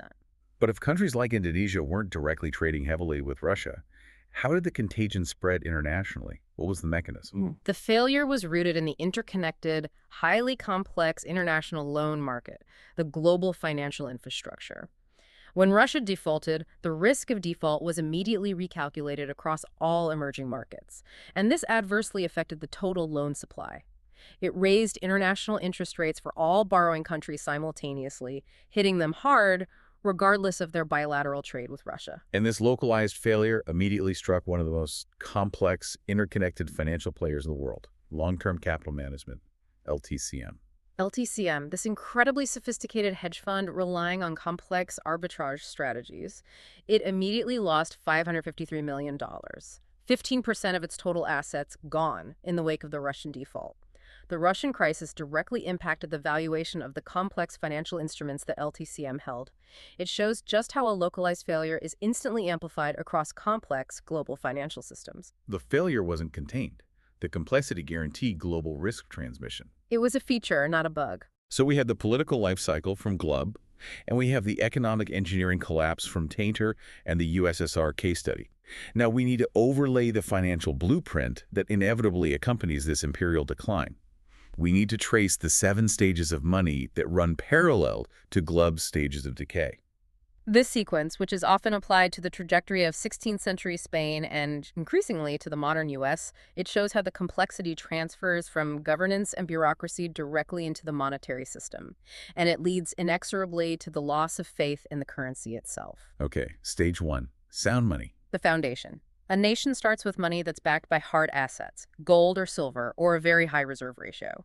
The U.S. operated this way with a 100% reserve before 1913. But the complexity starts immediately in stage 2, public works. The affluent society starts demanding more services than tax revenue can actually support. So to fund these burgeoning government works and subsidies, the complexity of the welfare state, the currency has to be devalued. In the U.S., the shift to a 40% reserve ratio in 1913 fundamentally devalued the currency by more than half. Later, in 1933, to fund the massive New Deal programs, Roosevelt ended convertibility for citizens and outlawed private gold ownership. So the welfare state was now officially funded by inflating the currency supply. It was, which leads to stage 3, massive military. Affluence funds global political influence, which leads to enormous defense expenditures. The high-gain surplus from the Age of Conquest allows the state to project power globally. After World War II, the U.S. held 2/3 of the world's gold. It established the dollar standard at Bretton Woods, and this wealth subsidized an unparalleled military and infrastructural expansion across the globe. Which leads to stage 4, Yeah. perpetual war. The military commitments explode, and they start to consume that accumulated wealth. Maintaining military bases in over 150 countries, fighting large, protracted conflicts. It consumes trillions. The wars in Iraq and Afghanistan cost over $2 trillion. The current commitment to supporting Ukraine has already surpassed $100 billion. The sheer complexity of maintaining this global military footprint consumes hundreds of billions annually. And these expenditures grow far beyond the actual financial capability of the state. This perpetual spending leads to the critical financial turning point, stage 5, debasing the currency. The government has to find money to fund the perpetual war and the ever-increasing debt of the welfare state. Historically, this meant Spain physically mixing copper into its silver coinage. For the U.S., this happened in 1971 when President Nixon ended gold convertibility entirely. This allowed for the unlimited creation of fiat dollars. It completely decoupled the currency from any real-world resource constraint. Which brings us directly to this terrifying connection, the debt spiral and the loss of productive capacity. The modern U.S. is now mirroring 16th century Spain in a very striking way. Spain, despite having unlimited gold and silver flowing in from the Americas, went bankrupt 4 times in 40 years. How is that even possible? Because when unlimited money flowed in, they prioritized consumption and finance over production. They stopped growing their own food, they stopped building their own ships, they sacrificed their manufacturing capability because they became almost entirely dependent on imports. The cost of managing the complexity of their foreign empire was so high that internal production was deemed non-essential. And that parallels the U.S. trajectory precisely. The national debt has exploded from $6 trillion in 2000 to over $33 trillion today. And the interest payments alone on that debt now consume more than the entire defense budget. Let that sink in. The cost of servicing the complexity is now greater than the cost of the military complexity that drove the initial debt. And at the same time as this debt explosion, the U.S. manufacturing base has been gutted. We rely on foreign supply chains for everything from medicine and electronics to basic steel. We run an annual import deficit of over $800 billion. Just like Spain, we traded real productive capacity, the ability to make things, for financial complexity. And we rely on foreign producers to accept our increasingly fiat currency for essential goods. So we outsourced our high gain phase and internalized all the complexity costs. Which leads, inevitably, to the final stages. Stage 6 is loss of faith. The population and global markets, they sense the accelerated loss of purchasing power in this ever-expanding currency supply. People begin to doubt the state's ability to pay its bills or control its own inflation. And the final, inevitable next step is stage 7, Currency crisis. This triggers a mass flight out of the failing fiat currency and into tangible, undebasable assets like gold, silver, or land. The complexity has become its own executioner. This has been a dark, but I think mathematically necessary deep dive. Let's try to synthesize the conclusion. Tainter's theory tells us that complexity is a debt. It's a debt that societies eventually have to pay back, not in currency, but in collapse. Right. The system simply sheds the expensive, low-return layers, all the bureaucracy, the specialized roles, the unsustainable debt, because it can no longer afford the EROI to maintain them. And we've seen the political confirmation from Glubb. The average lifespan of a great power is 250 years, 10 generations, and it leads inevitably to civil dissension, frivolous distraction, and intellectual paralysis. And the math confirms it. The complexity required to solve new problems eventually reaches a point of negative returns, with EREI falling below that critical 3-to-1 threshold that you need to maintain a modern state. So what is the utility of understanding this? I mean, it might seem hopeless. Tainter reminds us that collapse isn't just a catastrophic event. It's a rapid, significant loss of socio-political complexity. For the average person, paradoxically, collapse might actually be experienced as a return to simplicity, even if it's painful. The Eastern Roman Empire, it survived the collapse of the West by embracing radical administrative and military simplification. It made itself drastically cheaper to run. It's the difference between dying complex and surviving simple. Exactly. The anthropological approach helps us view the inevitability of this systemic collapse without succumbing to fear. It helps us recognize it as a kind of systemic cleansing rather than a moral judgment. The ultimate question that Tainter posed remains: is it better to collapse sooner or later? And what was his answer? His honest reply was, I'll have to flip a coin. So what does all this mean for us living right now in what Glubb would certainly call the age of intellect and decadence, watching the interest payments consume the defense budget? It means we have to recognize that transcending the existing paradigm, it requires a radical shift away from centralized complexity. New structures have to emerge that are networked, distributed, participatory. Systems that prioritize genuine well-being and local resilience over pure, abstracted GDP growth. Okay. Systems that are focused on regenerating local resources rather than relying on endless high-gain energy subsidies that just don't exist anymore. That requires courage, doesn't it? The fundamental virtue Glubb suggests we've lost. It requires us to stop seeking the complex, bureaucratic solution that created the problem in the first place.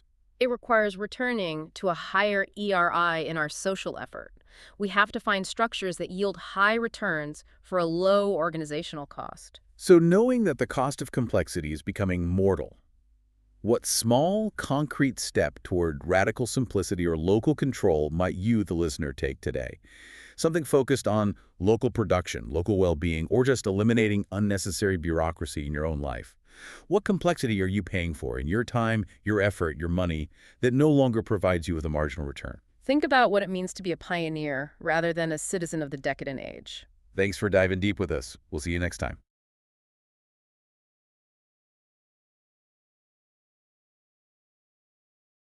Welcome to the Deep Dive. Today, we're looking into what might be the most sophisticated heist in all of history. And I want you to forget about, complicated diamond necklaces and dramatic bank vaults. We are talking about a systemic true crime where the criminal is the central financial authority itself, and the primary victim, well, that's your accumulated savings. You really have to approach this with a bit of cynicism. I mean, we get so distracted by the big theatrical parts of imperial decline, the invasions, the civil wars, the plagues. Right, the flashy stuff. Exactly. But when you actually dissect the financial history of these collapsed states, I mean, from the Roman Empire to Spain and its so-called Golden Age, all the way to the rapid collapse of the Soviet Union, the fatal wound is almost always self-inflicted. Okay. And crucially, it's financial. The system literally weaponizes the currency against its own people to solve problems it can no longer afford to fix, honestly. It reminds me of that old saying, like cynical philosophy of finance. Nobody really robs a bank anymore. It's just infinitely more profitable to found one, run it into the ground, and then, ask the government for a bailout. That's the modern version of the scam, for sure. So our mission today is pretty clear. We're going to analyze imperial collapse, but not through military history. We're looking at it through the lens of internal financial self-destruction. And we're going to focus exclusively on what we're calling the master scam, a two-part crime that basically every empire commits when it's facing insolvency. And these two stages, they are universal across thousands of years. First, you have what we call stage 2, debasement. Debasement. This is the original sin. It's the theft of people's savings by Yeah. systematically ruining the actual intrinsic value of the money. And then comes stage 3, the debt spiral. The inevitable follow-up. Exactly. The empire starts funding impossible, unsustainable commitments by borrowing from the future over and over again until faith in the currency just collapses. Yeah. It's systemic bankruptcy just played out on a global stage. And before we get into the mechanics of the crime, we have to talk about the timeline, because the predictability is just chilling. I mean, these are patterns so deep they almost feel biological. Mm-hmm. According to the analysis from Sir John Glubb, who studied dozens of empires, a great nation lasts approximately 250 years. That's about 10 generations. And it doesn't matter what their technology is. And you really need to let that sink in for a moment. The Assyrians, with their chariots and foot soldiers, they lasted about as long as the British Empire. Right. An empire with steam power, telegraphs, industrial artillery. It makes no difference. Yeah. Immense technological leaps. Yeah. Printing press, nuclear energy, computers, none of it seems to extend the empire's life expectancy. So if technology doesn't matter, the failure can't be external. It has to be internal. The conclusion, like you said, is that the decline must be rooted in this predictable, human-driven pattern of, moral, mental, and then financial decay. And the core of that decay, the moment it all starts, is when the ruling class decides it's just easier to cheat on the accounting than to tell the public the truth about the budget. So that brings up the big question, right? Why does a great nation, seemingly at the absolute peak of its power, decide to start cheating itself? That's the starting point for this whole mess. Okay, let's unpack that. Let's start with the root causes that drive these great nations, even the ones that seem invincible, to start cheating their own currency in the first place. The motivation for this sort of systemic financial crime, Yeah.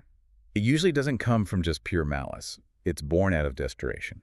It's an attempt to solve problems that have become structurally too expensive to manage. Right. And for that, we have to turn to the anthropologist Joseph Tainter. His work on the collapse of complex societies is just seminal here. So Tainter's principle of diminishing returns, that's the framework for the crisis, isn't it? It is. Societies get more and more complex to solve problems. You add layers of bureaucracy, regulatory agencies, social programs, military bases, complex legal systems. All the stuff of a modern state. But complexity is expensive. By its very nature, it requires this ever-increasing energy subsidy, a constant input of real resources, real wealth, just to keep the lights on. And the problem isn't the complexity itself at first. Not at all. It's the inevitable decline in efficiency. Your investment in more complexity eventually yields sharply declining marginal returns. So, for example, the first 10,000 pages of federal regulations might solve 90% of a problem. The next 10,000 pages might only solve another 5%, but they cost just as much or even more to administer. The brilliant solution doesn't work so well anymore, but the system itself can't politically tolerate shrinking. That inability to shrink, that feels like the key trigger. It is. The political class is now running this sprawling, expensive operation where the costs are just exploding, but the benefits are flattening out. And that decline in efficiency forces the system to look for easier, less ethical, and faster financial fixes to plug that gap. And those fixes are debasement and debt. That's where it all leads. And this is probably the right moment to bring in the ultimate physical constraint, a thing that really sits underneath all of this. Okay. It's a concept of energy return on investment, or EROI. Yeah. This is the mechanical reality that at the end of the day invalidates all the financial schemes. So EROI, just break that down for us. It's simple, really. It's just the measure of the surplus energy you get from the energy you use to acquire it. So if you use 1 barrel of oil's worth of energy to get 1 barrel of oil out of the ground. Then your EROI is 1-to-1. There's no net surplus. And if you have no surplus energy, you have no way to run the overhead costs of complexity. You can't fund the government, the legal systems, the infrastructure, the military. It all grinds to a halt. And Tainter argued this was a real physical reason for collapse, right? He did. He and others argued that declining EROI was a fundamental reason the Roman and Mayan empires collapsed. They just ran out of easy, cheap ways to fuel their complex societies.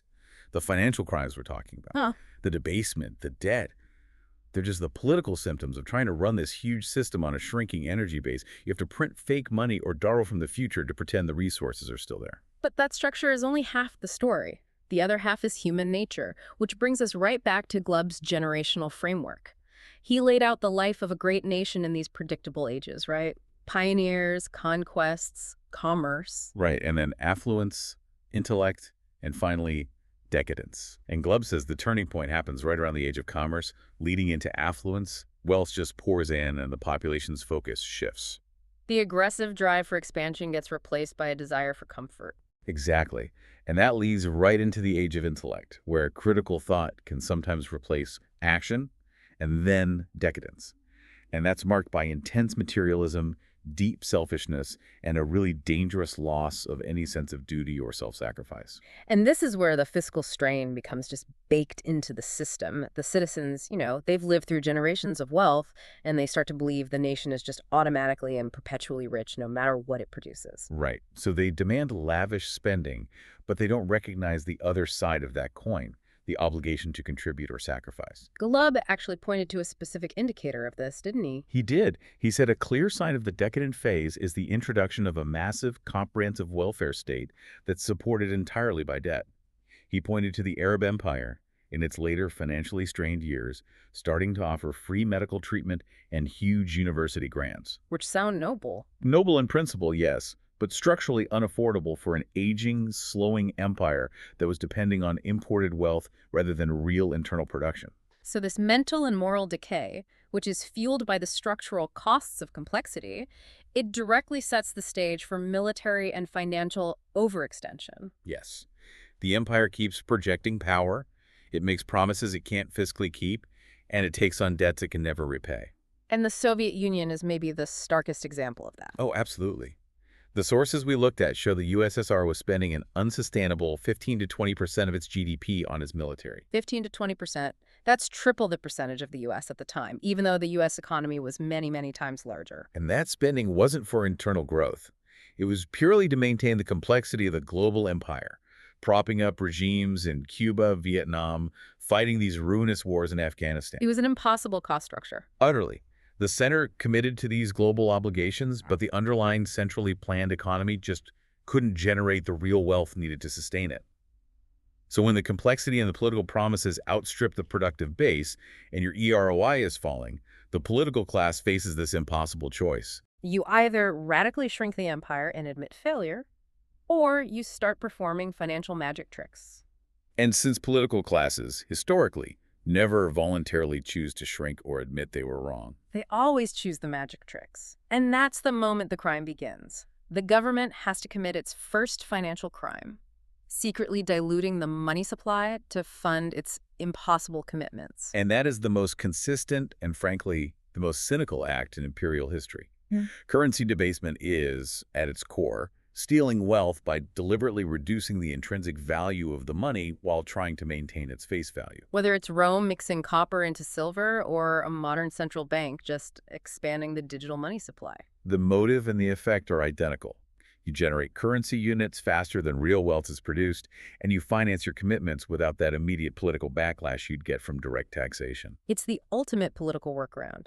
If raising taxes is toxic and cutting military spending is political suicide, the only option left is to just quietly inflate the currency. Which, in the ancient world, meant the emperor literally became a counterfeiter. Let's talk about that. The Roman Empire is the classic case study, right?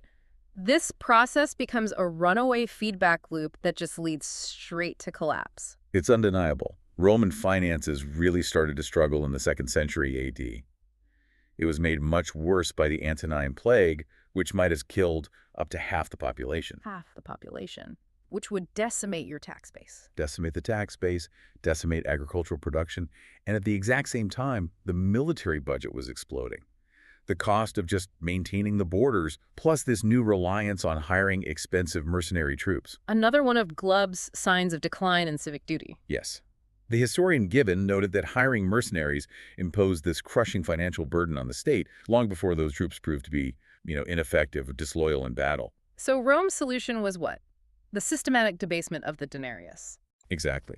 Under the early empire, say, under Nero, the denarius was about 95% silver. The metal content was the value. But as the crisis deepened, emperor after emperor resorted to the same crime. By the time of Marcus Aurelius, the silver content was down to around 75%. Okay, still significant. But then, by the crisis of the 3rd century, the silver content had often fallen to 5%, and sometimes less than 1%. Wow, think about the audacity of that. A citizen gets a coin that looks, more or less like the 95% silver coin from a century ago. But now it's 99% base metal copper, bronze, with just a thin silver wash to keep up the illusion. And the government is spending copper, but paying its debts at the value of silver. It's effectively stealing 99% of the real purchasing power from the population and from the very soldiers it was paying with this worthless coinage. So if Rome is the original blueprint, the Spanish Empire is the more modern case study of how this destroys a nation that seems to be swimming in wealth. It's a perfect example. Spain, after the discovery of the New World, had these unparalleled flows of gold and silver. And yet, under King Philip II, the empire was chronically, perpetually broke. The financial pressure must have been immense. Philip had military commitments on 4 continents at the same time. He was fighting the Ottoman Empire in the Mediterranean, financing wars in the Netherlands, skirmishing with England, Managing territories in Italy and maintaining these huge colonial holdings in the Philippines and the Americas. The cost was astronomical. It consumed almost half of Spain's entire state revenue, and that's with the massive influx of New World wealth. So the government just couldn't pay its bills with taxes and royal income alone. Not even close. Yeah. So they adopted the Roman solution. They adapted it to their own coinage, the vellon. Yeah. They started debasing the silver coins by mixing in more and more copper. And the pace of that debasement, it was just relentless, catastrophic. What was supposed to be pure silver quickly became 50% copper, then 75%. Our sources show that by 1600, Spanish silver coins often had barely any silver in them at all. But the government kept the official face value, essentially forcing the public to accept worthless currency for valuable goods. And the consequence was predictable. Textbook inflation. The merchants, who are always closer to the reality of the metal than the government is, they saw the scam immediately. They just stopped accepting the coins at face value. Right. They demand more vellon for the same sack of grain, the same piece of cloth. The government was trying to pay gold prices with copper, and the market just adjusted the value down, destroying the purchasing power for every single average Spanish citizen and soldier. Okay, this is the crucial leap. How does that ancient act of mixing copper into a coin, how does that relate to the modern financial system? Because we've moved from physical debasement to this infinite financial debasement of the fiat system. It wasn't an overnight shift. It was a sequence of deliberate, politically convenient decisions. The transition of the U.S. dollar is the perfect roadmap for this modern financial crime. So before 1913, the dollar was basically sound money, right? Backed by a high reserve of gold or silver. Often a 100% reserve ratio. The value was defined by its physical scarcity. But then you get the creation of the Federal Reserve in 1913, and it establishes the gold exchange standard. The first great modern debasement? It introduced a 40% reserve ratio requirement. Instantly, the currency was devalued by more than half. It went from a 100% promise to a 40% promise. It sounds like a boring administrative change, but it was legislative theft of real value. And the next big step is 1933, the Great Depression, massive public works programs, Tainter's expensive complexity in action. Right, and to fund it, President Roosevelt took 2 critical inflationary steps. First, he raised the government set price of gold from about $20 to $35, which automatically devalued the dollar. Second, he ended convertibility for U.S. citizens. He basically outlawed private gold ownership. That's a critical move. It forces the public to accept the paper while you fund massive government expansion. But the truly global crime gets cemented at Bretton Woods in 1944. The U.S. dollar becomes the world's supreme reserve currency, pegged to gold at $35 an ounce. And all other major currencies were pegged to the dollar. But there was a catch, wasn't there? Foreign governments could still redeem dollars for gold, but there was no defined gold reserve ratio for the U.S. And that created the perfect environment for the crime. Since the dollar was backed by gold, but other currencies were only backed by the dollar, the U.S. gained this unique ability to fund its growing global complexity, its military bases, its welfare state, just by printing dollars. As one source put it, we just kept printing the dollar, and we exported our inflation to the rest of the world. But history repeats itself, doesn't it? Just like Rome's silver got depleted, the U.S. saw its gold reserves draining away. Between 1959 and 1971, the U.S. lost half its gold. Because foreign countries, especially France, got worried about the flood of dollars and started demanding gold in exchange. And the underlying math was terrifying. By 71, there were 12 times more dollars in circulation globally than the gold the U.S. actually held in its vaults. The financial fiction was about to be exposed. So in 1971, President Nixon delivers the final blow. The Nixon shock. Yeah. The U.S. officially declared it would no longer back its dollars with gold, ending convertibility even for foreign central banks. And that cemented the global fiat system. We moved from a currency that could be debased with copper to a currency that is debased with the simple click of a keyboard. Allowing for unlimited creation to fund the ever-growing needs of the complex empire. That's it. So if debasement, this deliberate theft of currency value, is the symptom of overextension, then using it is the government choosing the path of financial crime. But that's a temporary fix, and it quickly forces the empire into its next, even more devastating crime, the debt spiral. If debasement is the original sin, the debt spiral is the mortal consequence. It's simply defined. The empire constantly borrows to cover its unsustainable commitments. It gets to the point where it's borrowing money just to pay the interest on the money it already borrowed. That's not governance. That's systemic bankruptcy pretending to be governance. Precisely. Let's go back to the Spanish Empire. It's the perfect historical mirror for this. They had, in theory, unlimited gold and silver flowing in from Mexico and Peru. And yet, they were constantly borrowing money at ruinous interest rates. From Italian banking families, from German financiers, from anyone who would lend. It's a staggering irony. The largest single source of real wealth on Earth was also chronically insolvent. It's the paradox of gold, right? Having all that money flowing in actually destroyed Spain's internal productive capacity. It did. Why would the nobility invest in agriculture or manufacturing or innovation when the crown could just seize more silver from the colonies or borrow another load from Genoa? So manufacturing declined, agriculture stagnated. And this cultural idea that real work was beneath the wealthy took root. Spain became totally dependent on imported goods, and the silver just flowed right back out to pay for imports and service the debts. And the result of all that debt was spectacular failure. King Philip II, ruler of this supposed superpower, declared sovereign bankruptcy. What was it, 4 times in 40 years? 4 times. 1557, 1560, 1575, and 1596. And we should talk about the mechanism of those defaults. I agree. Each time, the crown would just unilaterally reorganize its debt. It would convert short-term debt, often held by foreign bankers, into long-term bonds, usually at lower interest rates. They were effectively seizing the assets of their lenders. Which destroys trust. Completely. And that leads to even higher interest rates for the next round of borrowing, which forces a crown to rely on even more extreme debasement and deeper borrowing cycles until the next inevitable default. It's a feedback loop. Each bankruptcy sends shockwaves across Europe. The crown promises reform, fiscal discipline, and then they immediately go right back to borrowing and spending to prop up their global commitments. That historical pattern is the debt spiral unmasked. It shows that the political will to change collapses long before the economic capacity does. So if we bring that pattern into the modern day, the fiscal implications are identical. We're seeing national debt figures just explode everywhere. And Glubb noted that nations in decline don't disarm because of conscience or pacifism. They disarm because of a weakening sense of duty and a corresponding increase in selfishness and the desire for wealth and ease. This cultural shift makes cutting spending politically impossible. I mean, just try telling a powerful lobby or an entrenched military apparatus that the nation can't afford its complexity anymore. This inability to cut back on massive entitlements and global military commitments, it's the modern equivalent of Gibbon's expensive mercenary troops. It becomes deeply ingrained in the culture of decadence. The costs are just accepted, no matter the financial reality. And as this fiscal stress tightens, the money problems start feeding the social problems. You get internal fracture, Glubb's stage XAI, civil dissensions. Yes. Instead of the population uniting to solve the national insolvency, internal rivalries become toxic.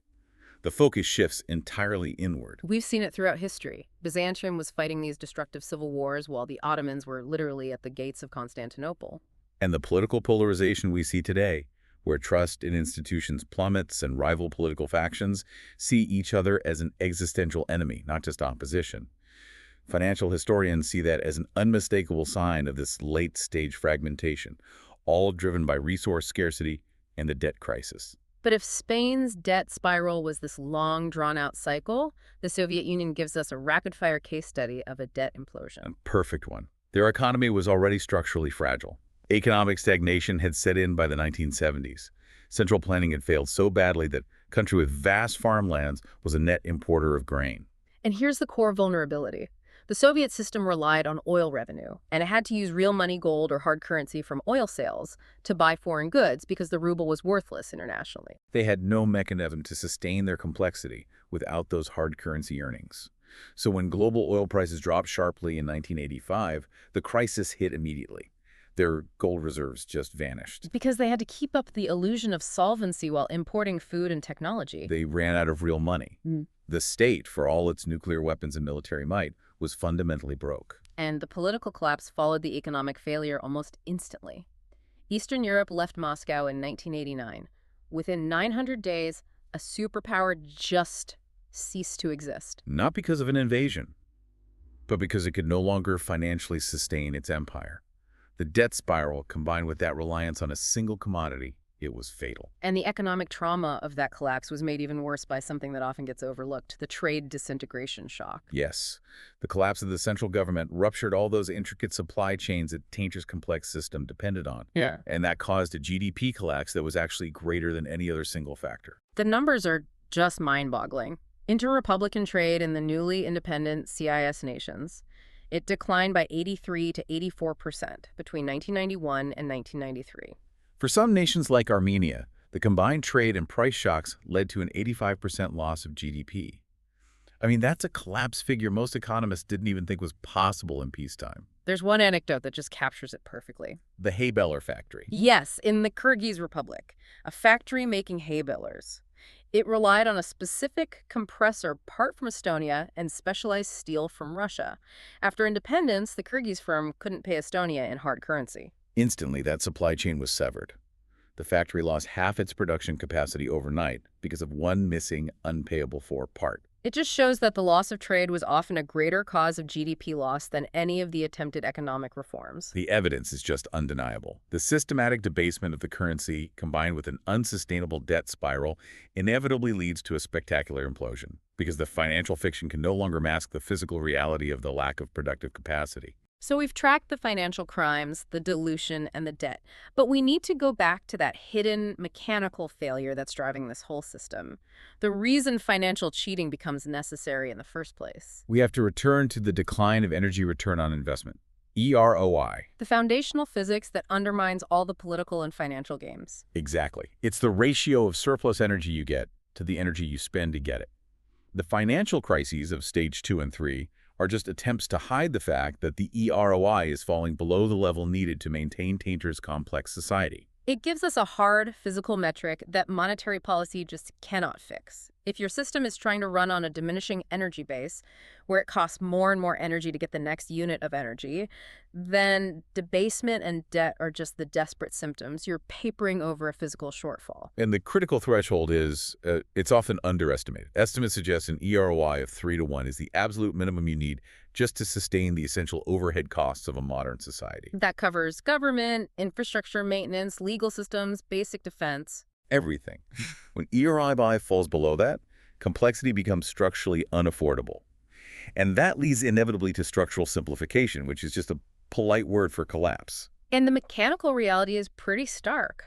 The EROI of our main energy source, conventional petroleum, has fallen off a cliff in the last century. It used to be 100 to 1. Today, it's often around 10 to 1, or even lower for new sources. These declining curves mean the real-world cost of supporting our current level of complexity is constantly rising relative to the net energy we have available to fund it. So when that mechanical failure becomes so expensive that the government can't hide it anymore through printing and borrowing, we enter the final stages. Culminating in the loss of faith. This is the stage that's triggered when the loss in purchasing power is no longer gradual and deniable, but it's universally sensed by the population and the financial markets. This is the moment the true crime is exposed. The public finally realizes the debt spiral and the debasement for what it is. A giant government-run Ponzi scheme that has run out of new suckers. Or, in this case, new debt and new gold to back the printed paper. The currency is exposed as a financial fiction, and trust just evaporates, almost overnight. And the inevitable response is the ultimate consequence: currency crisis. A mass exodus. People scramble out of the failing fiat currency and into precious metals, tangible assets, real estate, commodities, anything that cannot be printed by a central bank. And this exodus, this is exactly why this topic matters so much to you, the listener. This process triggers a massive, sudden transfer of wealth. A huge one. From those who held their savings in paper or digital fiat currency to those who had the foresight to position themselves beforehand in real, scarce assets like gold and silver. This is the real-world financial implication of the collapse of faith. So if we apply this whole cynical framework to our modern trajectory, where do our sources place us today? The analysis suggests this pattern isn't something we're approaching. We are deep inside it. We've already completed the bulk of the necessary preconditions for a crisis. The analysis puts major modern nations, especially the U.S. case in the source material, as having completed 5 of the 7 stages. Military overextension. Check. Global commitments. The currency debasement. Check. The shift to fiat and quantitative easing. Debt spiral. Check. Interest payments consuming huge chunks of the budget. Lots of productive capacity and social decay. All there. Let's just focus on that loss of productive capacity for a second because it's the physical weakness the financial crime tries to hide. It mirrors Spain's collapse perfectly. We design and consume, but we critically fail to manufacture essential goods. The U.S. imports something like $800 billion more than it exports every year. And this structural weakness has just gutted the domestic manufacturing base. It's created critical dependence on foreign supply chains for everything from medicine and pharmaceuticals to advanced electronics and, critically, even military components. It's not just an economic issue, it's a profound national security issue rooted in that failure of internal production. Just like Spain became dependent on imports while the gold flowed out to pay for them, the modern economy is dependent on imports while dollars flow out. And it's only sustainable because of the dollar's reserve status, a privilege that, historically, always proves to be fleeting. So the problem is structural and economic, and it's masked only temporarily by that one global privilege. And finally, Glubb's warning signs of social decay are everywhere. They're accelerating. Trust in all major institutions is at historic lows, political dysfunction is almost total, and the social fabric is tearing apart. The civil dissensions made manifest. Right, which means the system is universally, if subconsciously, accepting the truth of the debasement and debt. And it's moving rapidly towards stage 6, the loss of faith, and stage 7, the currency crisis. So the master scam is revealed. It's the gradual, systematic dilution of the money supply and the unsustainable accumulation of debt. And all this complex financial engineering is just masking the brutal underlying decline in productive capacity. Fueled by Tainter's diminishing returns and that declining energy base, the EROI. The core knowledge we gain from this historical analysis is that these patterns aren't random. They're not correctable by small political tweaks. They seem inevitable and human-driven. Glubb concluded that decadence is a mental and moral deterioration. It's produced by too long a period of wealth and power, and it results in acute selfishness and the complete loss of a sense of duty.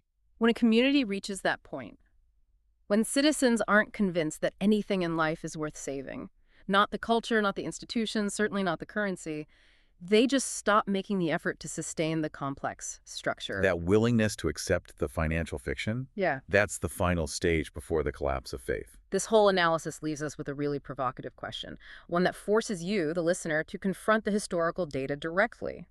Glubb suggested the rise and fall of great nations might be inevitable, maybe even divinely ordained, operating outside of human control.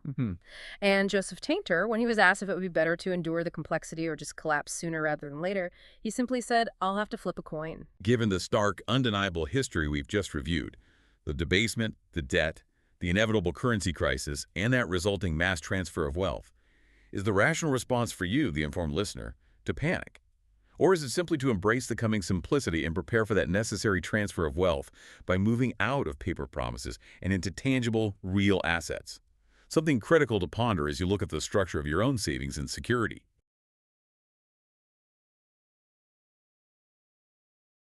Welcome to the deep dive. Today we're taking on a mission that feels, well, bracingly cynical, but also just completely necessary if you want to get a handle on the world right now. Yeah, it really is. We're going to be looking at social decline, at decadence, and at this fundamental loss of what you could call productive capacity. Our goal here is to try and filter the absolute chaos of information that's coming at us every day. You know, the political noise, the economic anxiety, all that digital distraction. And ask a really tough question.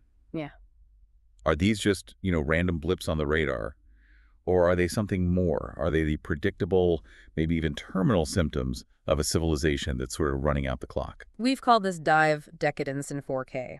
And it's meant to be a little acidic, I guess, because if you think about it, we're the most entertained, most globally connected, probably the most intellectually sophisticated generation in history. And yet, there's Right. always a yet. Exactly. And yet we have to face this really terrifying possibility that a random 15-second TikTok dance or the obsessive news coverage of some celebrity, that all of it is just the modern version of Rome's bread and circuses. So the big question is that viral trend you just saw the sound of Nero fiddling while our own, high-resolution empire starts to burn? It's a heavy question. And to even begin to answer it, we have to look at history, at the patterns that just keep repeating. Mm-hmm. And for this analysis, we're leaning on some real heavyweights. We're talking Sir John Glubb and his, frankly, chilling work on the psychology of empires. Then there's Mike Maloney's financial sequence of how currencies collapse. And Joseph Tainter's very cold, very anthropological take on why complex systems just fail.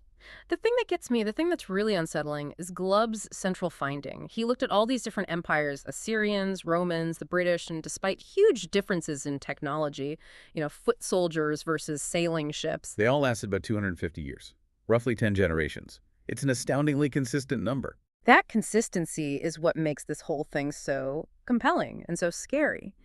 It suggests the blueprint for collapse isn't about, barbarians at the gate. It's not about an outside force. No, it's about internal decay.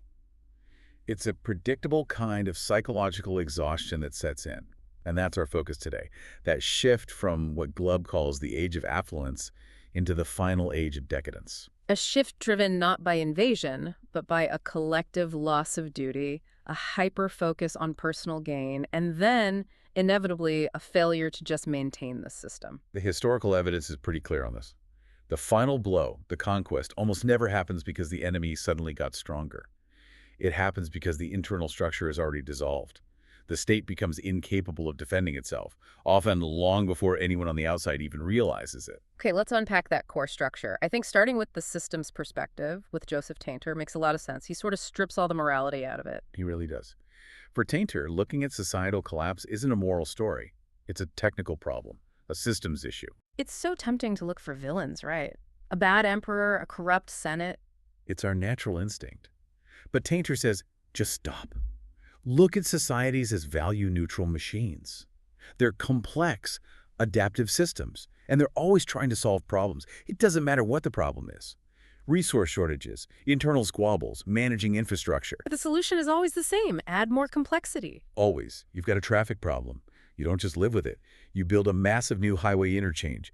You add 100 new traffic lights. You create a whole Department of Transportation with thousands of employees and write 10,000 pages of regulations to manage it. That's complexity in a nutshell. Precisely. And every single time you add a layer like that, more bureaucracy, more infrastructure, more specialized jobs, you're increasing the operational cost of the machine. All that complexity needs a huge energy subsidy to keep going. And by energy, you don't just mean oil and gas. You mean resources, wealth, human attention. All of it. It's the cost of just maintaining the system as it is, let alone trying to solve any new problems that crop up. And this is where Tainter delivers the knockout punch, the idea of diminishing marginal returns. This is his fourth axiom, and it's the killer. It states that investment in socio-political complexity as a way to solve problems eventually reaches a point of declining marginal returns. Okay, break that down. Think of it like this. Let's say you're trying to solve pollution. The first $10 million you spend might solve 80% of the problem. You get huge benefits, cleaner air, healthier citizens, a massive return on your investment. Right, the low-hanging fruit. Exactly. Yeah. But now you're at 95% clean. To get that last 5%, you now have to spend $1 billion. You've added 20 new regulatory agencies, a mountain of permits, endless legal challenges. The cost skyrockets, but the actual benefit you get back is tiny compared to what you're putting in. You're in the exhaustion phase. You are. You're throwing more and more resources, more money, more people, more rules at the system. But the machine itself is just grinding slower and slower because it's choking on its own complexity. And the beauty of this idea is that it's completely objective. It has nothing to do with whether your politics are left, right, or center. It's just a law of how complex systems age. And that's the perfect foundation for what Glubb brings to the table. We take this objective system's failure and we overlay it with his psychological timeline, the 250-year clock. It's just amazing that he found this consistency across such different cultures and time periods. Assyria, Persia, Rome, the Abbasid Caliphate in Baghdad, The Ottoman Turks, the British Empire, you name it. The duration is always right around that quarter millennium mark, 10 generations. which really implies that the clock isn't technological. It's not about geography. It has to be psychological. It's moral. Absolutely. The stages he lays out are defined by shifts in the collective mindset and the public mood. It all starts with the Age of Pioneers, what he calls the outburst. So this is the founding generation, full of energy, adventure, incredible hardship, but also incredible drive. That's it. And that initial burst of energy very quickly gets organized and channeled into the Age of Conquest. This is where they build up the formal military strength to secure the territory and the resources they've claimed. And once you have that security and stability, you can build an economy. Which leads directly to the Age of Commerce, all that newly unified territory. Think about the Pax Romana under Rome or the stability of the early British Empire. It creates a massive, secure zone for trade. And that trade generates unimaginable wealth. Unimaginable, which of course flows right into the next stage, the Age of Affluence. This is the high noon of the empire. But it's also the critical turning point. It's where the seeds of the end are planted. Okay, so the Age of Affluence, this is the moment where everything seems perfect. This is Augustus in Rome, Harun al-Rashid in Baghdad, Queen Victoria in Britain. Right. It's the point where prosperity almost seems to be achieved without effort. Of course, it's not effortless at all. It's built on the foundations and sacrifices of the pioneers 200 years earlier. But the generations living in the Age of Affluence don't see that. They just see the results. So what happens to their ambition, to the collective drive? Glubb is really specific about this. Ambition undergoes a fundamental change. It moves away from concepts like glory, adventure, duty, or national service. And it shifts squarely to The accumulation of wealth. The primary goal of the individual citizen is no longer about contributing to the grand project of the nation. It's about maximizing their own personal financial security, their own luxury. So we stop admiring the engineer who builds the aqueduct or the general who defends the frontier. And we start admiring the person who got rich the quickest, the financial speculator, the property developer. Today, maybe the social media influencer. The cultural heroes change. And that has to affect everything, including something as basic as education. Profoundly. Yeah. The purpose of education transforms. It stops being about forming character or acquiring virtue or learning the practical skills needed to maintain the complex infrastructure of the empire. It becomes about getting a credential. It becomes laser-focused on obtaining the qualifications you need to get rich. So you see a boom in things like law degrees, finance, business administration, anything that allows you to maximize your income within the existing system rather than building or maintaining it. And all that surplus wealth, all that cash floating around, allows the society to move into the next phase, the age of intellect. Exactly. You suddenly have so much money that you can fund massive universities, endless research projects, art, philosophy. Ambition shifts again, this time towards academic honors, intellectual prestige. Which sounds great on the surface. That sounds wonderful. But Glubb's key finding here is that the age of intellect, ironically, very rarely produces the practical wisdom or the civic duty needed to solve the real problems the society is facing. It just produces more analysis, more complicated arguments. There are complex analyses, yes. The moral foundation has already been softened by the easy money of the affluent age. And from there, Glubb says it's a very short, very fast slide into the final stage, the age of decadence. Okay, Glubb maps out that psychological decline perfectly. But we need to connect that feeling, that moral decay, to the hard numbers of economics. This is where Mike Maloney's model comes in. It shows the financial script that plays out, how the destruction of the currency often comes before the society itself visibly collapses. Maloney's framework, his 7 stages of empire, is very finance-focused. And it shows how that massive complexity burden that Tainter described almost always creates a massive financial overextension. And what's the biggest cost for empire? The military. Always the military. So let's walk through that cycle because it's just disturbingly consistent across history. This starts with the massive military, right? Yeah. Funded by the wealth from the ages of conquest and commerce, but that leads to this need to maintain a global reach, which means perpetual war. Perpetual war, or at least the constant threat of it, is astronomically expensive. There isn't an empire in history that's been able to pay for a massive, globe-spanning military just through taxes. The citizens will eventually revolt. So the state has to find another way to pay its bills. And it always turns to the same solution: Debasing the currency. This is the critical step. The government, unable to raise taxes, just creates more money out of thin air. In Roman times, that meant literally cutting bits of gold off the coins or mixing in cheaper metals like copper. Exactly. Today, it's just printing unlimited amounts of fiat currency or digital quantitative easing. But the principle is the same. It's a hidden tax. It's inflation. It's a state-sanctioned theft of wealth from anyone who saves. And people aren't stupid. They figure it out pretty quickly. The moment they realize the currency is being debased, you get this widespread loss of faith. A total loss of faith in the currency, in the government, in the future. Why would you work hard and save your money if you know that money is going to be worth less and less every single year? It changes behavior. People stop saving and start spending or speculating. Or they flee. They flee the paper currency for tangible assets, things you can actually hold, land, gold, silver, productive businesses. And this process culminates in a full-blown currency crisis and collapse. This is the financial engine that drives the final stages of decline. You've got two incredible case studies that show exactly how this economic exhaustion works. Imperial Spain, which basically drowned in its own wealth, and the Soviet Union, which imploded from pure internal failure. Let's start with Spain. The idea of a fatal affluence is so fascinating. Spain in the 16th century, under Philip II, is the ultimate example of the poison of easy money. They were flooded with silver for the New World, and it completely destroyed them from the inside. First, you have spectacular overextension. They were fighting everywhere at once. Everywhere. By the 1580s, Spain had military commitments in the Netherlands. They were managing colonies across the Americas and Asia and trying to fend off the Ottoman Turks in the Mediterranean. The cost was crushing. At its peak, over half of Spain's entire national revenue went straight to the military. It was a machine that was just eating cash faster than the silver galleons could bring it from the Americas. It absolutely was. And when the silver and the taxes weren't enough, what did they do? They turned to radical currency debasement. The same script? The exact same script. Wow. The Spanish crown started mixing huge amounts of copper into its silver coins. They were called vellon. A coin that was supposed to be pure silver would become 50% copper, then 75% copper.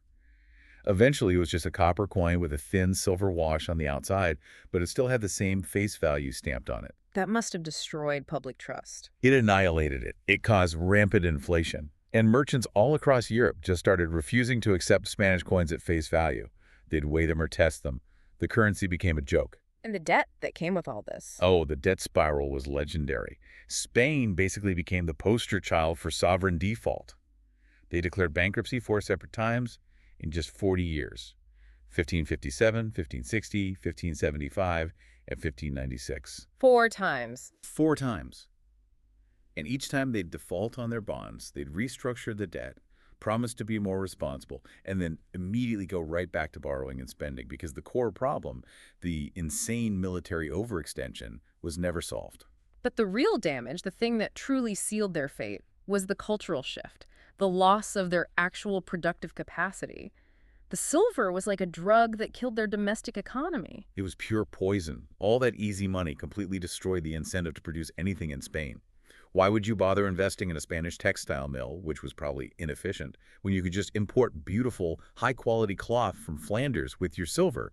Why build ships when you can buy better ones from the Dutch? It created a culture of dependency. A deep cultural dependency.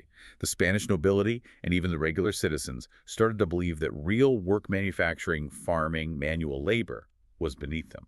So all that silver that came in from the New World just flowed right back out to pay for imports from more productive countries. And when the silver started to dry up?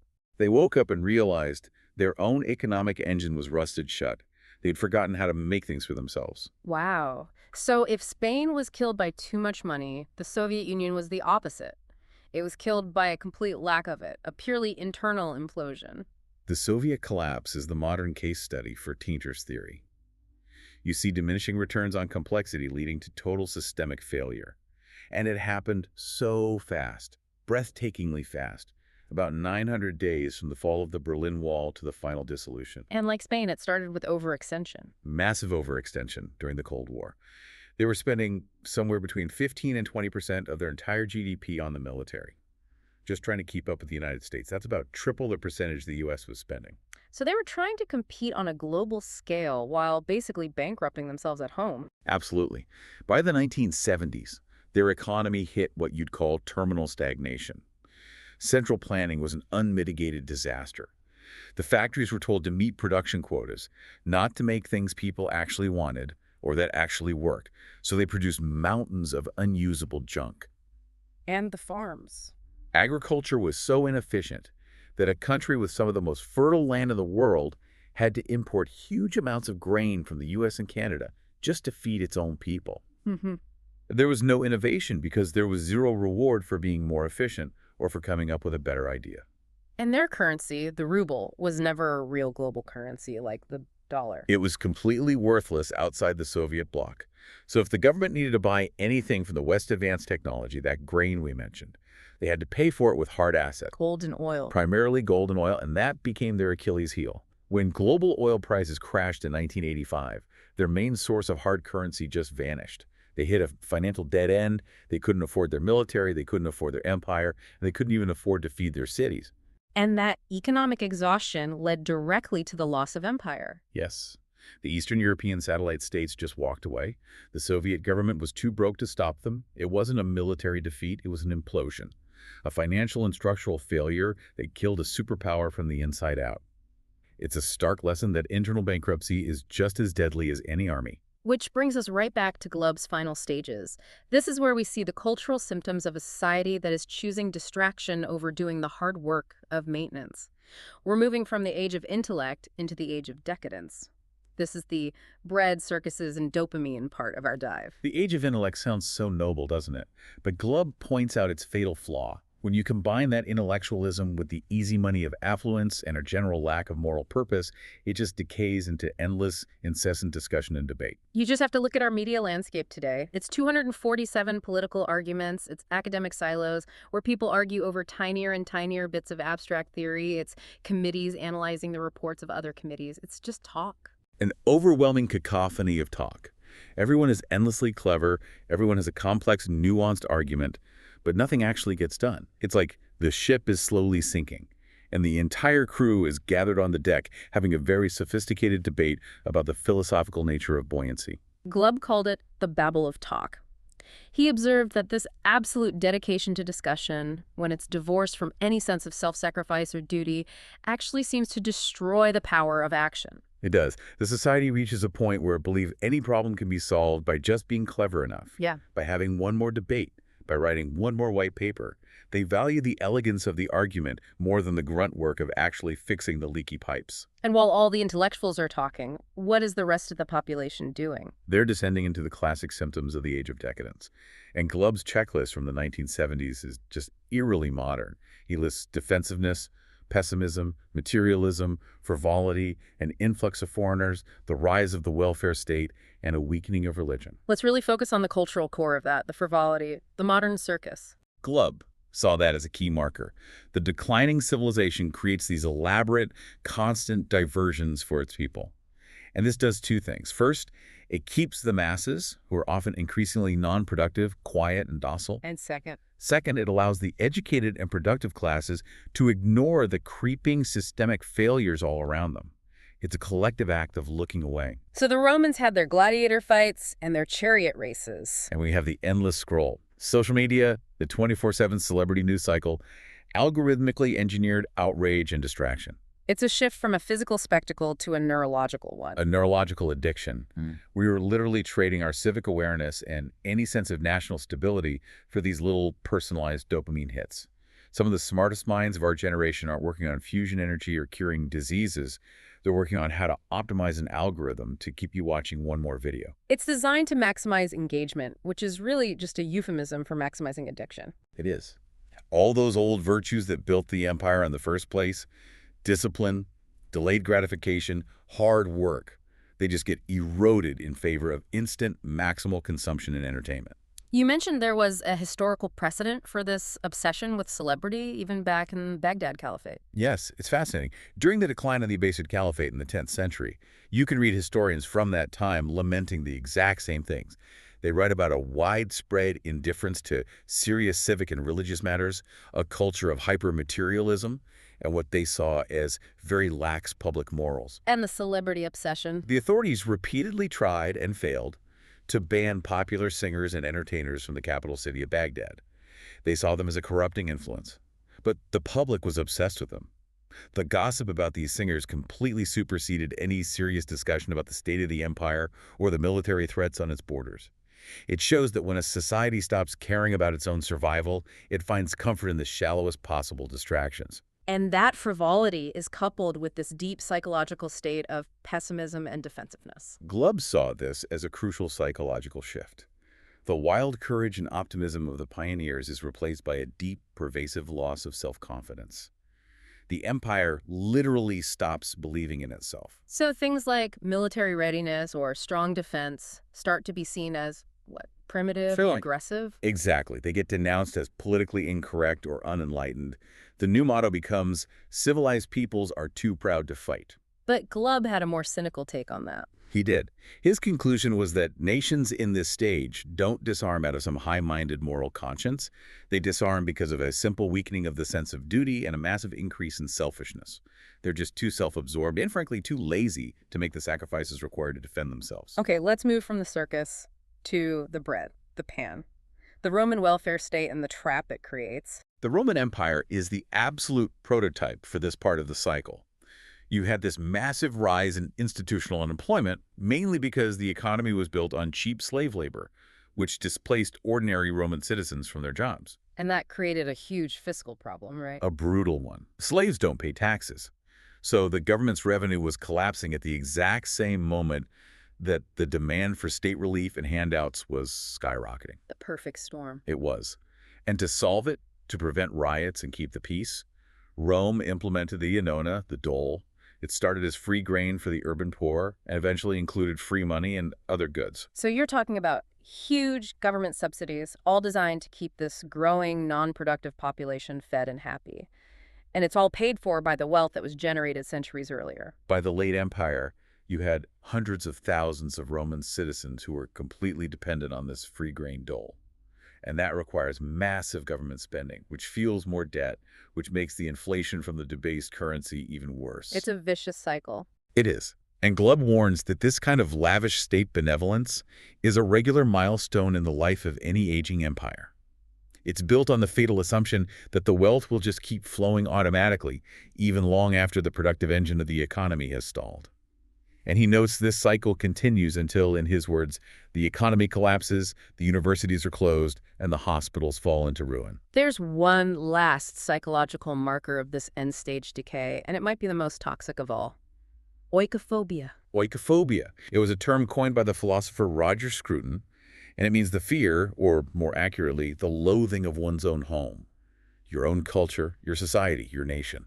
So it's not just pessimism, it's an active hatred. It's an active, deep-seated need to denigrate your own customs, your own history, your own institutions. You see this particularly among the intellectual class, where people begin to frame their own country as fundamentally and irredeemably flawed. A racist hellhole, or a place built only on exploitation. Right? Even when the objective data might show incredible historical progress on all those fronts. This national self-hatred just takes hold. But that seems like such a contradiction. Why would a population that is so comfortable, so affluent, come to hate the very system that provides that comfort? Because the moral foundation is gone.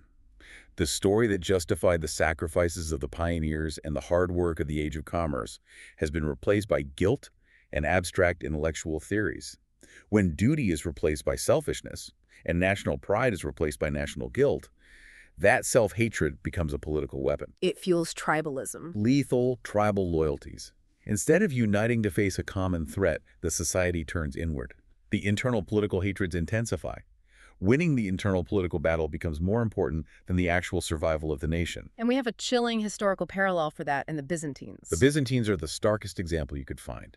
In the last 50 years of their empire, as the Ottoman Turks were literally encircling their capital city, ready to deliver the final blow, what were the Byzantines doing? Fighting each other. They spent their last remaining resources and energy fighting a series of bloody, pointless civil wars among themselves. They were so consumed by their internal political and religious hatreds that they were structurally incapable of uniting against an existential external threat. That inward focus becomes lethal when your survival depends on unity. So these models all show that the root cause of collapse is internal. It's moral, it's psychological, it's financial. But when the system finally breaks, what does that look like on the ground? in the physical world, because it's not just a slow, gentle decline. It can be a very sudden, very rapid physical failure. And that brings us right back to the Soviet Union's collapse. It's such a severe lesson in the physics of what happens when a complex system fragments.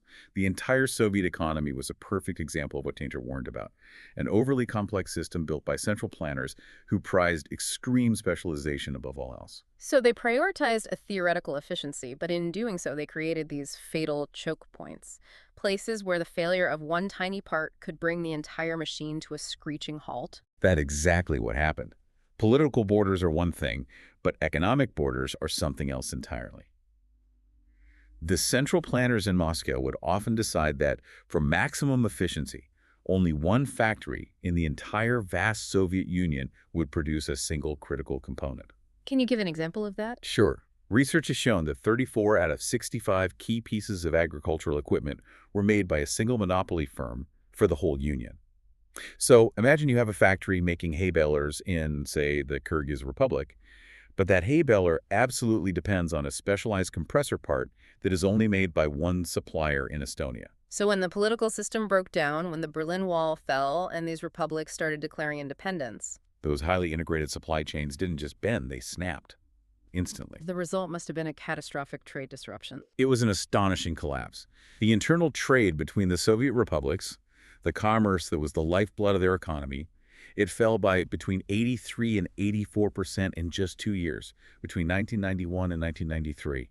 The political fragmentation translated immediately into a total output collapse. Because these new national borders were suddenly huge barriers to trade. There were higher trade barriers than almost any existing international borders between separate capitalist countries. It was economically devastating, far worse than a normal recession. There must be data on how big the impact was. There is.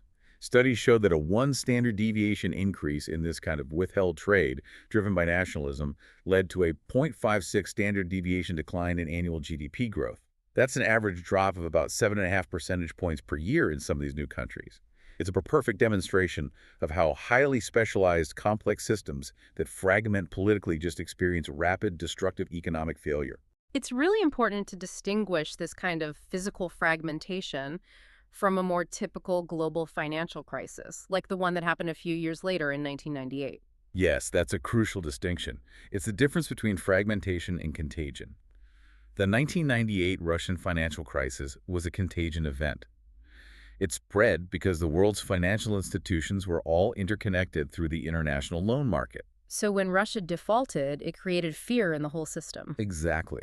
Russia's default risk changed the global supply of credit, which raised interest rates and caused secondary crises in places like Turkey, Indonesia, and Brazil, countries that didn't even have major direct trade links with Russia. It was a crisis of market confidence that spread. But the Soviet collapse was fundamentally different. It was physical. Precisely. The economic disaster in the former Soviet Union was driven by fragmentation. It was the literal physical breakdown of industrial supply chains.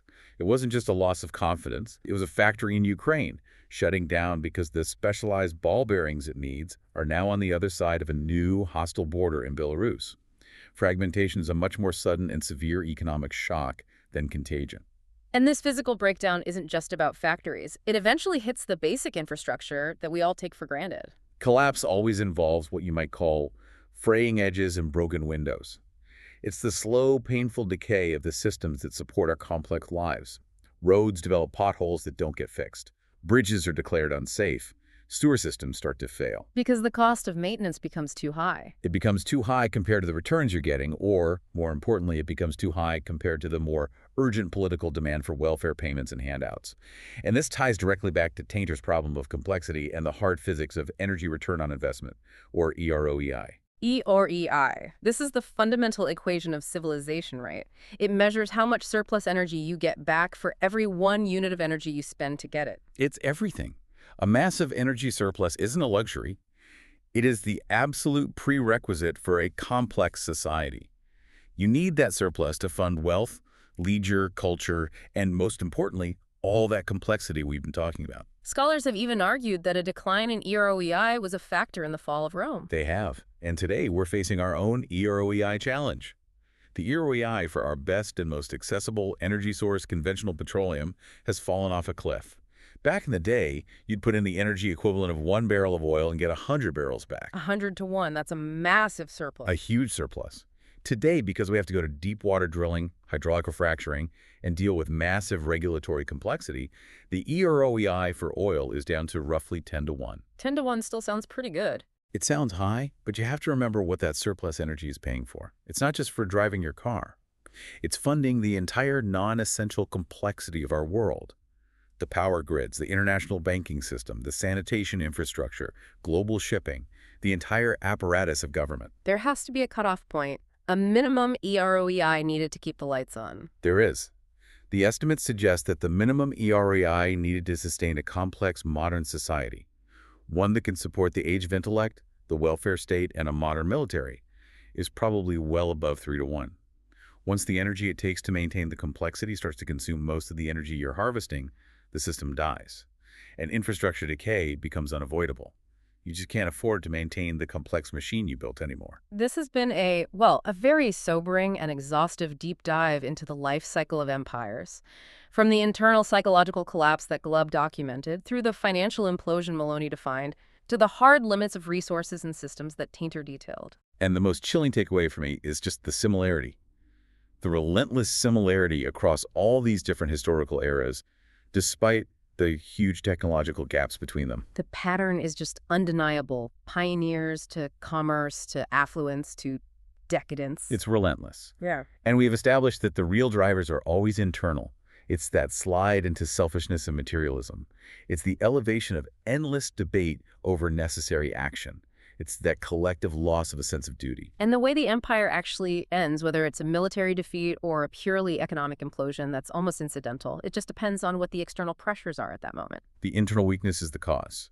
The final event is just the symptom. Which leaves us with this incredible paradox. We are, without a doubt, the most entertained, the most intellectually sophisticated, the most globally connected generation in all of human history. We are consuming our decadence in 4K. And yet, we are exhibiting every single hallmark of Glubb's age of decadence. We argue incessantly. We pursue maximum personal affluence. We engage in the modern circus of distraction, while the complexity machine costs more and more just to keep running. And the EROEI, the fundamental energy needed to power that machine, keeps on dropping. So if we take Glubb's findings seriously, that decadence is at its core a mental and a moral deterioration, that it's driven by selfishness, and if this struggle against the complexity trap and declining resources really is against forces that are beyond the control of any one political party or any one generation, what does that mean for us? What is the right thing for an individual citizen to do? Glubb had a pretty bleak suggestion. He said that to truly escape the decadent mindset, a person has to effectively emigrate, either physically leave or find a way to psychologically wall themselves off from the pervasive culture. But for those of us who stay, who have to face this, what's the move? Does the focus have to shift entirely inward? And that really is the final provocative thought we want to leave you with. If the external system, the complexity itself, is fundamentally broken and maybe beyond our immediate ability to fix, if the math of EREI and complexity has already baked in a certain outcome, what do you do? Do you abandon the fight over the external structure and just concentrate on building a solid, moral, spiritual, maybe even productive foundation for whatever new, simpler world might emerge on the other side of this? Or does the duty of a citizen require you to keep fighting for those external changes, even as Glubb's clock is ticking and warning that the walls are already crumbling? It's an ancient choice, really. Do you focus on fixing the visible world, or do you turn your attention to the intangible when the visible world starts to fail? That is the knowledge we have to carry forward.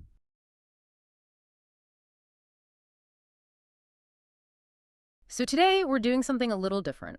We're not really interested in the iceberg or the structural integrity of the ship. No. We are interested in the cold, hard psychology of the passengers right after the impact. We're boarding a vessel that is guaranteed to sink, and our mission really is to analyze the elite response, that inevitable scramble for survival, and the dark Machiavellian math of who actually gets to the lifeboats first. We're calling this one El Síndrome del Titanic, the Titanic Syndrome. And it's a deliberately cynical way to look at history. It has to be, right. It has to be, because if you look at the collapse of these huge social structures, the lesson is, well, it's chillingly consistent. When the massive social ship of a great empire starts taking on water, The first-class passengers, they are not going to spend their last minutes warning the third class down below. No, they're already gone. They're already gone. They've leveraged their advantages, their wealth, their connections, their control over information, and they were, metaphorically speaking, already on the way to the lifeboats while the system just dissolves around everyone else. And that's the core premise we really want to unpack today. We're trying to move beyond just debating the decline of, the Roman Empire, the Spanish, the Soviet. We want to identify the internal signs of decay, sure, but mostly to understand the specific actionable mechanics of collapse. And the speed. And crucially, how fast that break actually happens when the internal trust and the economic engines just shatter. The focus is less on the long decay and more on that sudden, shocking disintegration. And to set the stage for that, we have to start with this truly astonishing claim made by Sir John Glubb. Glubb Pasha. Glubb Pasha, yeah, the former commander of the Jordan Arab Legion. Glubb spent years just poring over history, and he noticed something really, really strange. He saw that great empires, regardless of their size, their technology, their political system, they all show this remarkably similar life expectation. And what was the number? Approximately 250 years, about 10 generations. Wait, 250 years? That feels, incredibly arbitrary. He's taking the Assyrians, who were marching on foot with bronze weapons, and he's comparing their lifespan to the British Empire of the 20th century, which had steamships and telegraphs. How can the same clock be running on such different systems? Well, that is precisely his point. That's what's so unnerving about it. Despite these immense changes in technology, transport, communication, warfare, the duration of these imperial experiments just shows this remarkable similarity. He lists dozens of them. Like what? The Assyrian Empire, 247 years. The Roman, 207, which was then followed by another 200 years of the Western structure. Spain, 250 years on the dot. Britain, 250 years. His conclusion was, if technology and external factors don't determine the lifespan, Then it has to be something internal. it has to be an internal human dynamic. It's the inevitable moral, cultural, and psychological rot that happens over 10 generations of success and affluence. Okay, so Glubb gives us this chilling observation of a uniform lifespan, like a countdown clock built into the human operating system. But that doesn't explain why the ship sinks when the clock hits zero. For that, we need the mechanics. Right, the how. And for that, we have to turn to the anthropologist Joseph Tainter. And his work, The Collapse of Complex Societies. Exactly. Tainter provides the core economic and really the energetic framework for this decline. His central argument is that societies become more complex. They build bureaucracies, infrastructure, specialized social roles, primarily to solve problems. And at first, this growth is productive, but there's a fatal axiom at its core. That investment in sociopolitical complexity eventually, and always, reaches a point of declining marginal returns. Okay, break that down. The complexity itself isn't free. It requires this massive, continuous energy subsidy, meaning resources, wealth, just for maintenance. Think about the thousands of specialized bureaucrats, compliance officers, regulators who aren't producing food or making goods. They're necessary just to keep the complex machine running. I get that. Initially, adding a specialized agency might solve a problem really efficiently. But what Tainter is suggesting is that eventually adding more bureaucracy or more regulation doesn't just fail to solve the problem. It makes it worse. It actually makes things worse by just consuming too many resources. Exactly. Imagine trying to solve a healthcare crisis by adding 10 new layers of compliance forms, or solving an infrastructure problem by creating 40 new permitting agencies. You are pouring massive amounts of wealth into systems that yield tiny, diminishing, or even negative returns. The system is consuming itself with its own overhead. It gets heavier and slower. And more brittle. It tries to maintain its complexity by simply adding more complexity, which just accelerates the resource drain. And this is where Tainter's idea connects directly to the hard physics of it all, specifically energy return on investment. EROI. Right. The EROI model is the perfect real-world gauge of this complexity cost. EROI just measures how much surplus energy a society gets from using energy to get more energy. So if the EROI is, say, 1-to-1, you're spending 1 barrel of oil's worth of energy to get 1 barrel back. Then you have zero surplus energy. And zero surplus means zero civilization. You can't run hospitals, universities, governments, anything. And experts have calculated that the absolute minimum EROI needed just to sustain the essential overhead of a modern, complex society, the military, government, financial institutions, is somewhere around 3-to-1. 3-to-1. That's the non-negotiable cutoff just to keep the lights on and the roads paved. And this is where the historical data gets really alarming. Yeah, look at the decay curve. In the 1950s, the EROI for coal was around 80 to 1, huge surplus. By 2007, it had fallen to 10 to 1. Wow. Oil and gas. Even more dramatic, it dropped from nearly 100 to 1 in the 1940s, meaning every unit of energy invested got you 100 units, back to around 10 to 1 by the late 2000s. Okay, so if ERII for oil and gas dropped from 100 to 1 down to 10 to 1, what did that massive 90-unit drop actually mean for society? How did that energy deficit translate into Tainter's bureaucracy? Well, that 90-unit deficit didn't just disappear. It meant two things. First, we had to invest dramatically more capital and technological complexity, more engineers, more debt, more environmental compliance, deeper drilling, fracking, just to maintain the same energy flow. And second? Second, the energy that used to flow freely into the societal surplus, allowing for massive projects, funding universities, building welfare systems, was now being eaten up by the cost of just getting the energy itself. So the government and the bureaucracy, they're constantly trying to maintain the level of affluence the population expects, but the physical reality, the energy foundation, is just dissolving right out from under them. It's like they're forced to work exponentially harder, adding complexity, regulations, debt, just to stay in the same place. It's like having a fleet of cars that all simultaneously start needing premium fuel, highly trained mechanics, and complex paperwork just to move a single mile. And you can't scrap the fleet because the whole city relies on it. Right, so you have to keep pouring resources, political capital, financial capital, human labor, into a machine that is functionally obsolete, sacrificing everything else until the whole fleet just stalls out. That internal exhaustion is the psychological breaking point that Glubb was talking about. The energy deficit creates the moral vacuum. So let's trace Glubb's 7 ages. That psychological shift that happens over those 10 generations, from the hardy pioneers to the final decadent arguers. Where does the clock start?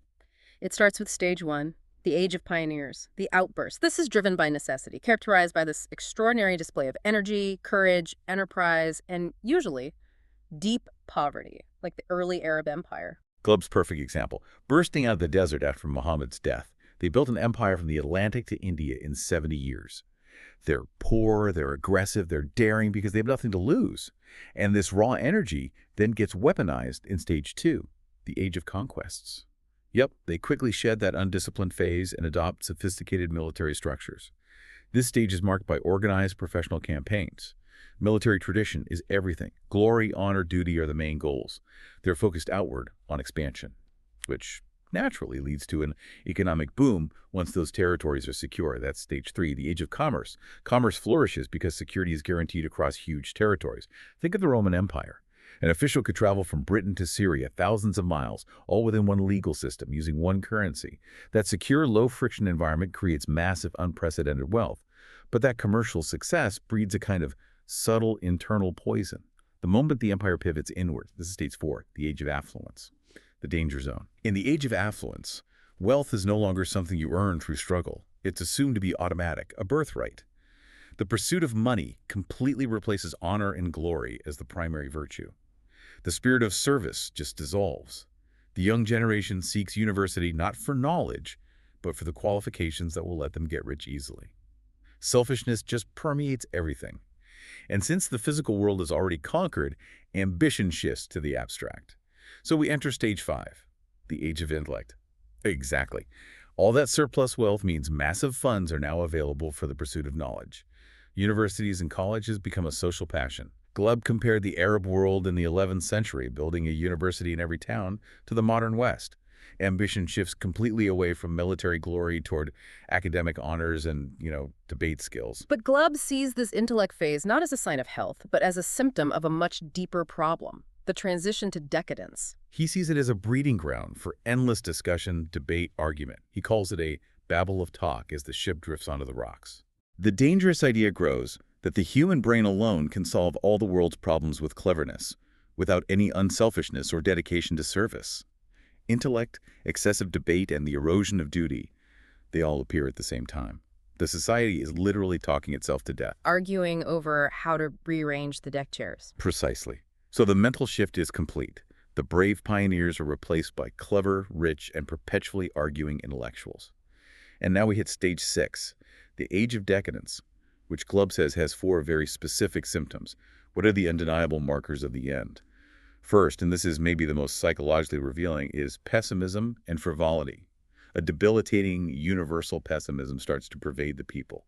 A deep sense that the best days are gone, that decline is inevitable. And that's paired with frivolity, paired with an increase in frivolity. Glubb noted a key cultural indicator. Society elevates leading figures who are comedians or athletes or entertainers in general, rather than statesmen or generals. Seriousness is replaced by the search for ease and amusement. That's a pretty striking observation. The culture starts to value distraction over stewardship. The second is defensiveness.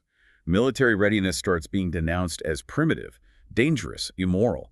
Nations disarm, not out of some deep ethical conviction, but from a weakening sense of duty and a desire for ease and wealth. They suppress their own fear of conflict by claiming moral superiority. We're not afraid to fight. We just think it's beneath our advanced morality. And history shows that doesn't work out so well. Glubb noted, without fail, aggressive peoples conquer the pacifist ones. Okay, let's move to the composition of the capital itself. Glubb highlights what he calls the influx of foreigners as a key indicator. Yeah, he observed that cosmopolitan crowds flood the affluent capitals, historical Rome, Baghdad, modern New York, London, drawn by the wealth and opportunity. The original conquering race, assuming their supremacy is eternal, they relax their energies. They start relying on cheap foreign labor or foreign mercenaries to fight their battles and do their manual labor. Now, that's a very charged statement from Glubb, and we should be clear, we're presenting his observation impartially, as a pattern he identified, not endorsing any kind of xenophobic view. I mean, isn't cosmopolitanism also a sign of vibrancy and success? It absolutely can be, and that's the irony. But Glubb's observation is specific to the final stage. He claims that while these groups may seem assimilated in a moment of acute systemic crisis, their primary loyalty is often to their immediate community or their financial tribe, not the failing imperial core. So he says it creates cracks and schisms. Right. When the decline accelerates, old memories of ancient wars revive, and local movements demanding secession or autonomy like we saw in the late Roman and Soviet empires start to gain traction. It's a failure of centralized identity in the face of a decentralized crisis. That links directly to the fourth marker, the massive expansion of the welfare state. The declining empire starts spending lavishly on benevolence, often driven by the intellectual class's belief that the state will always be rich. Glubb cites late Rome's free food and entertainment, or the Arab Empire offering university students government grants and the first free public hospitals. And these expenditures keep going even when the money's running out. They often accelerate, despite declining trade, financial problems, a shrinking tax base, until the economy just collapses. The unsustainable benevolence is a regular milestone in the life story of an aging empire that's lost touch with reality. And finally, the darkest marker. Civil dissension. Internal political hatreds and factionalism just intensify dramatically. They often become more vicious than the threat posed by external enemies.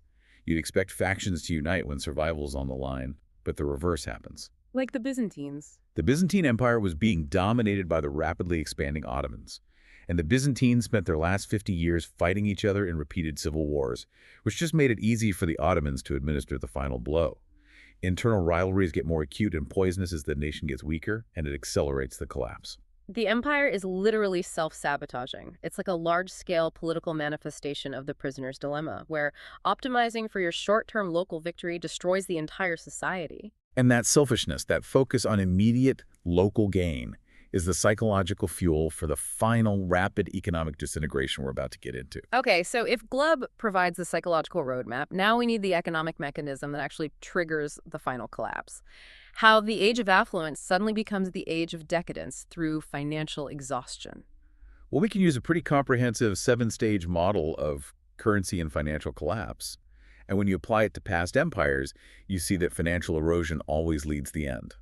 The first stage, inevitably, is military overextension.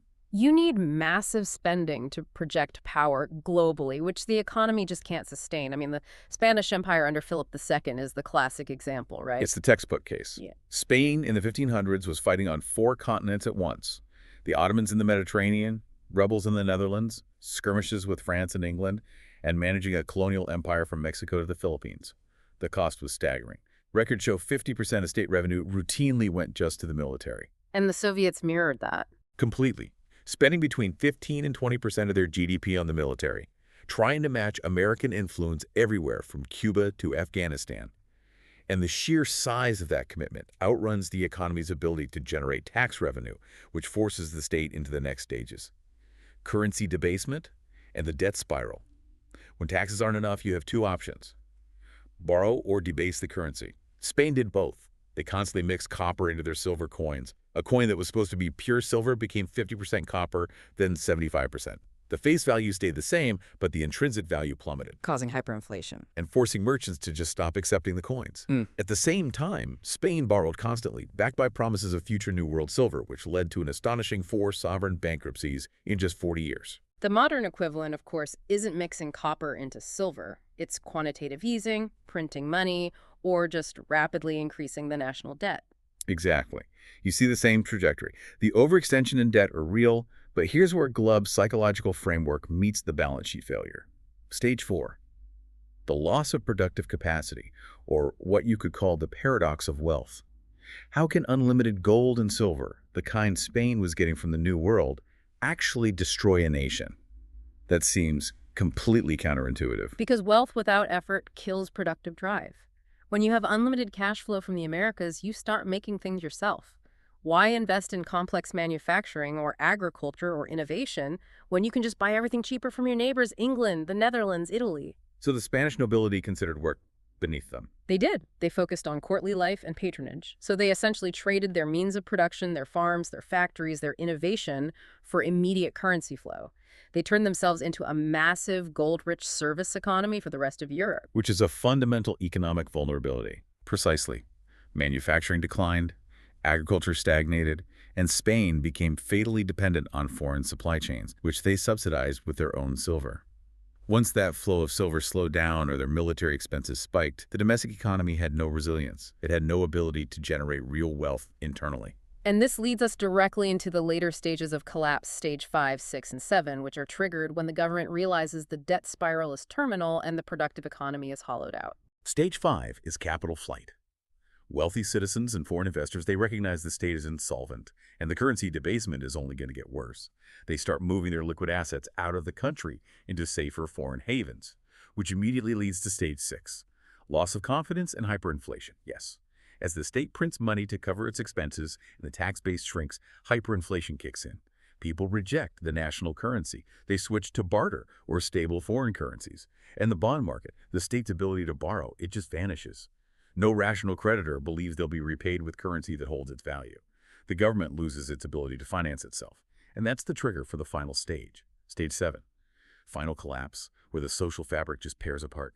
Trust in all institutions, Congress, media, courts, the currency itself, it collapses completely. Political discourse becomes poisonous. Elections turn into these existential battles where each side sees the other as an enemy to be destroyed, not just an opposition to be negotiated with. Which brings us back to Glubb's decadence and this phenomenon of self-loathing we talked about earlier, oikophobia. When a society reaches peak affluence and there's no existential challenge left, the ambition turns inward. Oikophobia, the loathing or rejection of one's own culture and nation, the opposite of xenophobia, takes root.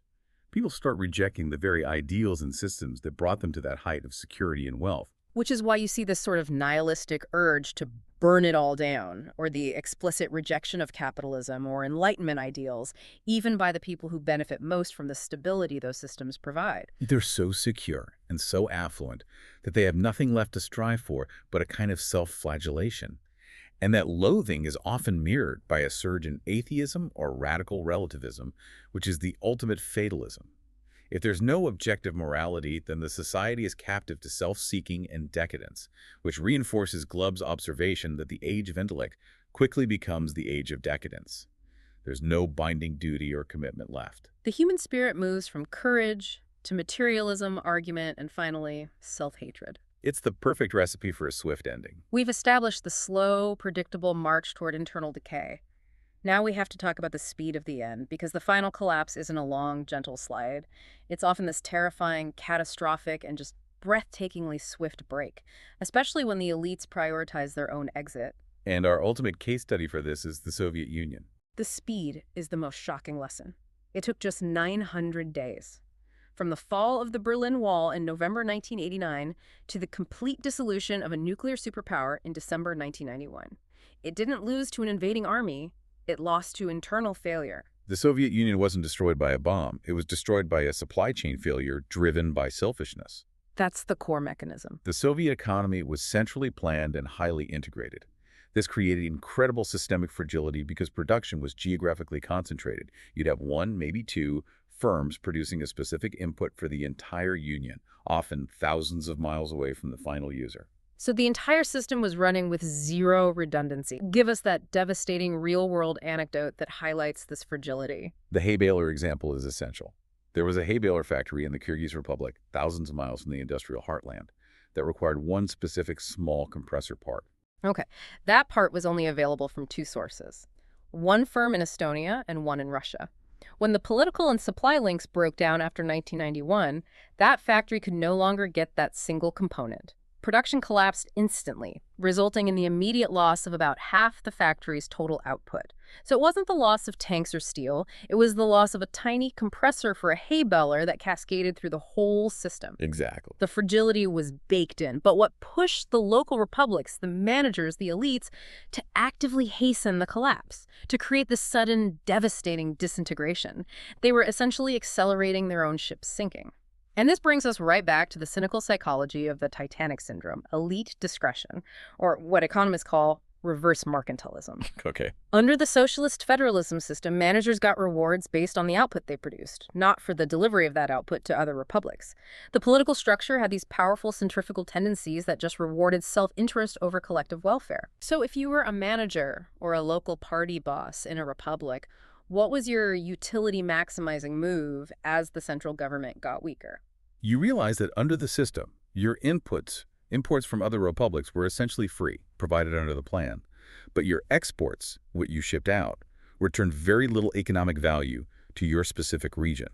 So the rational, self-interested move was to maximize your imports while severely restricting your exports. You hoard locally produced resources, steel, fuel, food, for the region's needs. This is the ultimate massive-scale prisoner's dilemma. Precisely.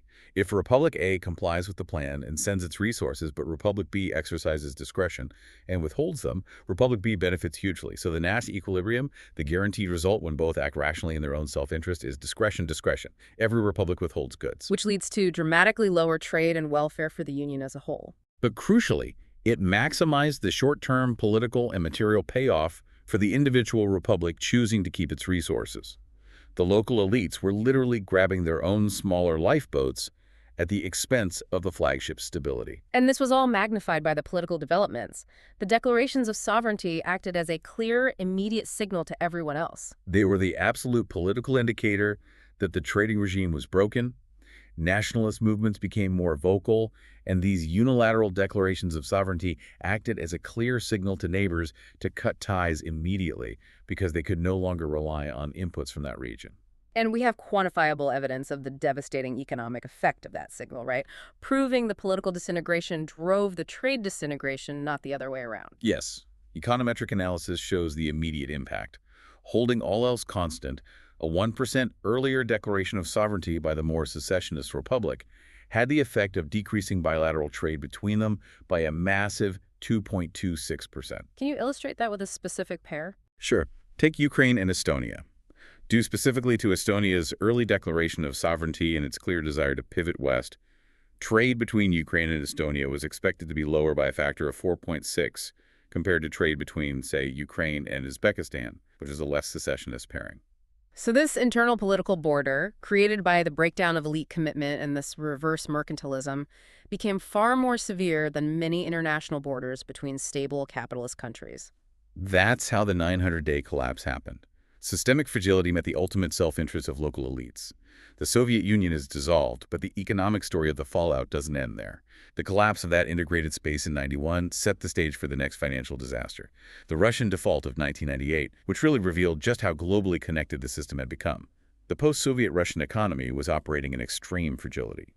GDP growth plummeted from 1.4% in 1997 to a staggering negative 5.3% in 1998. The stock market lost 75% of its value in just 8 months. And what's fascinating here is how a crisis in a recently failed state immediately turned into a global contagion, even without massive direct trade links between Moscow and New York. This is the crucial lesson about modern financial complexity. Research shows that a change in the risk of default for one major country, even one disconnected by commerce, adversely affects the entire international loan market. When Russia defaulted on its domestic debt and devalued the ruble, it triggered a massive global repricing of risk. Lenders everywhere realized that if Russia could fail, any emerging market debtor could fail. Exactly. So the contagion spread not through trade goods, but through the common global financial plumbing, the international loan market. This increased global interest rates and credit risk across the board. And the most famous victim of this was long-term capital management, LTCM, a massive hedge fund run by Nobel Prize-winning economists. They were betting on stability, on convergence, that the risk differentials between various debt instruments would narrow, and the Russian default introduced instant, violent instability. LTCM had massive, highly leveraged positions in Russian government securities. So when the ruble collapsed, The depreciation of the ruble and the collapse of the bonds in August 1998 caused LTCM to instantly lose $553 million. That was about 15% of its entire assets in a matter of days. It triggered margin calls they just couldn't meet. and the near collapse of LTCM created systemic risk for the whole world. Why was one hedge fund's failure such a big deal? LTCM was so massive and so interconnected with every major investment bank globally, holding over $1 trillion in notional exposure, that if it had failed, the unwinding of those trades would have caused a catastrophic, cascading financial crisis. The ultimate realization of Tainter's complexity. Too big to fail means too complex to manage. And the systemic risk was so severe that the Federal Reserve had to intervene, orchestrating a massive $3.6 billion private sector bailout of LTCM to prevent an uncontrolled collapse. It perfectly illustrates how a seemingly regional crisis in a failed state could create shockwaves that forced the central financial authority to throw out its own rules just to stabilize the global system. The crisis was devastating globally, but locally in Russia, it forced an unexpected and, you could argue, positive adaptation, especially in the banking sector. The destruction of one system led to the forced creation of a more viable one. This is the silver lining in collapse. Before 1998, the Russian banking sector was heavily focused on speculative games with high-yield government securities. The default caused a catastrophic collapse of those securities. Their entire profit model just vanished overnight. So the pain of the crisis forced them to change their core business model. It moved them out of the speculative ship and onto the shore of the real economy. Precisely. The banks, forced to survive in this new, brutal reality, began focusing on working with the real sector of the economy funding industry, servicing consumer needs, establishing actual stricter banking standards. Right. Collapse, in this instance, redirected the economic structure toward necessity and stability. It forced competence where speculation had reigned supreme. That's a powerful point. The ultimate fate of the collapsing entity is diverse. It can be fragmentation, conquest, or, as we saw here, a painful forced internal reform. The difference often lies in the willingness to adapt when the old system fails. The necessity of survival sometimes forces genuine, productive competence, replacing that superficial cleverness Glubb observed in the age of intellect. This has been a deep dive into the historical blueprints of decline, all framed by the cynical lens of the Titanic Syndrome. We've explored the long-term countdown clock from Glubb Pasha and the energetic death spiral identified by Joseph Tainter. And the conclusion seems inescapable. Great structures die from internal exhaustion, too much complexity, too much debt, and a fatal loss of productive capacity that's driven by affluence itself. And the final collapse, driven by the self-interest of local elites, that reverse mercantilism we saw in the USSR, it happens with alarming and often unexpected speed. You go from the age of affluence and intellect to dissolution in a matter of months, all because the elites prioritize their own local survival over the collective good. The psychological core remains the human constant, regardless of the era. The spirit shifts from courage, discipline, and duty to materialism, endless argument, self-loathing, and finally a paralyzing self-consuming pessimism. Glubb noted that while the ultimate fate of the collapsing entity is diverse conquest, fragmentation, reform, the timing of its internal decay is uniformly driven by those human factors. The 10-generation life cycle. The failure comes from within. Not from outside. So we circle back to the central, cynical question of our deep dive. Who secures the lifeboat? If history is any guide, in the moment of existential crisis, internal hatreds intensify, and the instinct for local, self-preserving survival outweighs any commitment to national unity. We saw it with the Byzantines, fighting civil wars as the Ottomans approached, and we saw it with the republics in the USSR, hoarding resources rather than shipping them. That leaves us with the ultimate provocative thought for you, the listener. If history shows that the structure you rely on, be it economic, political, or social, is inevitably prone to Glubb's decay and Tainter's diminishing returns, the critical question is not if the structure will fail. The question is whether, when the music stops, you are positioned for local survival quicker than your neighbor to reach the decentralized resources, or whether you are still standing on the deck, engaging in the age of intellect, arguing furiously about who deserves the best seat in the lifeboat. In a complex system on the brink, survival often depends less on heroism or loyalty to the failing structure, and far more on rapid adaptation and disengagement, being the first to prioritize the smaller, more viable system over the massive, sinking one. You have to think locally and act decisively to survive globally.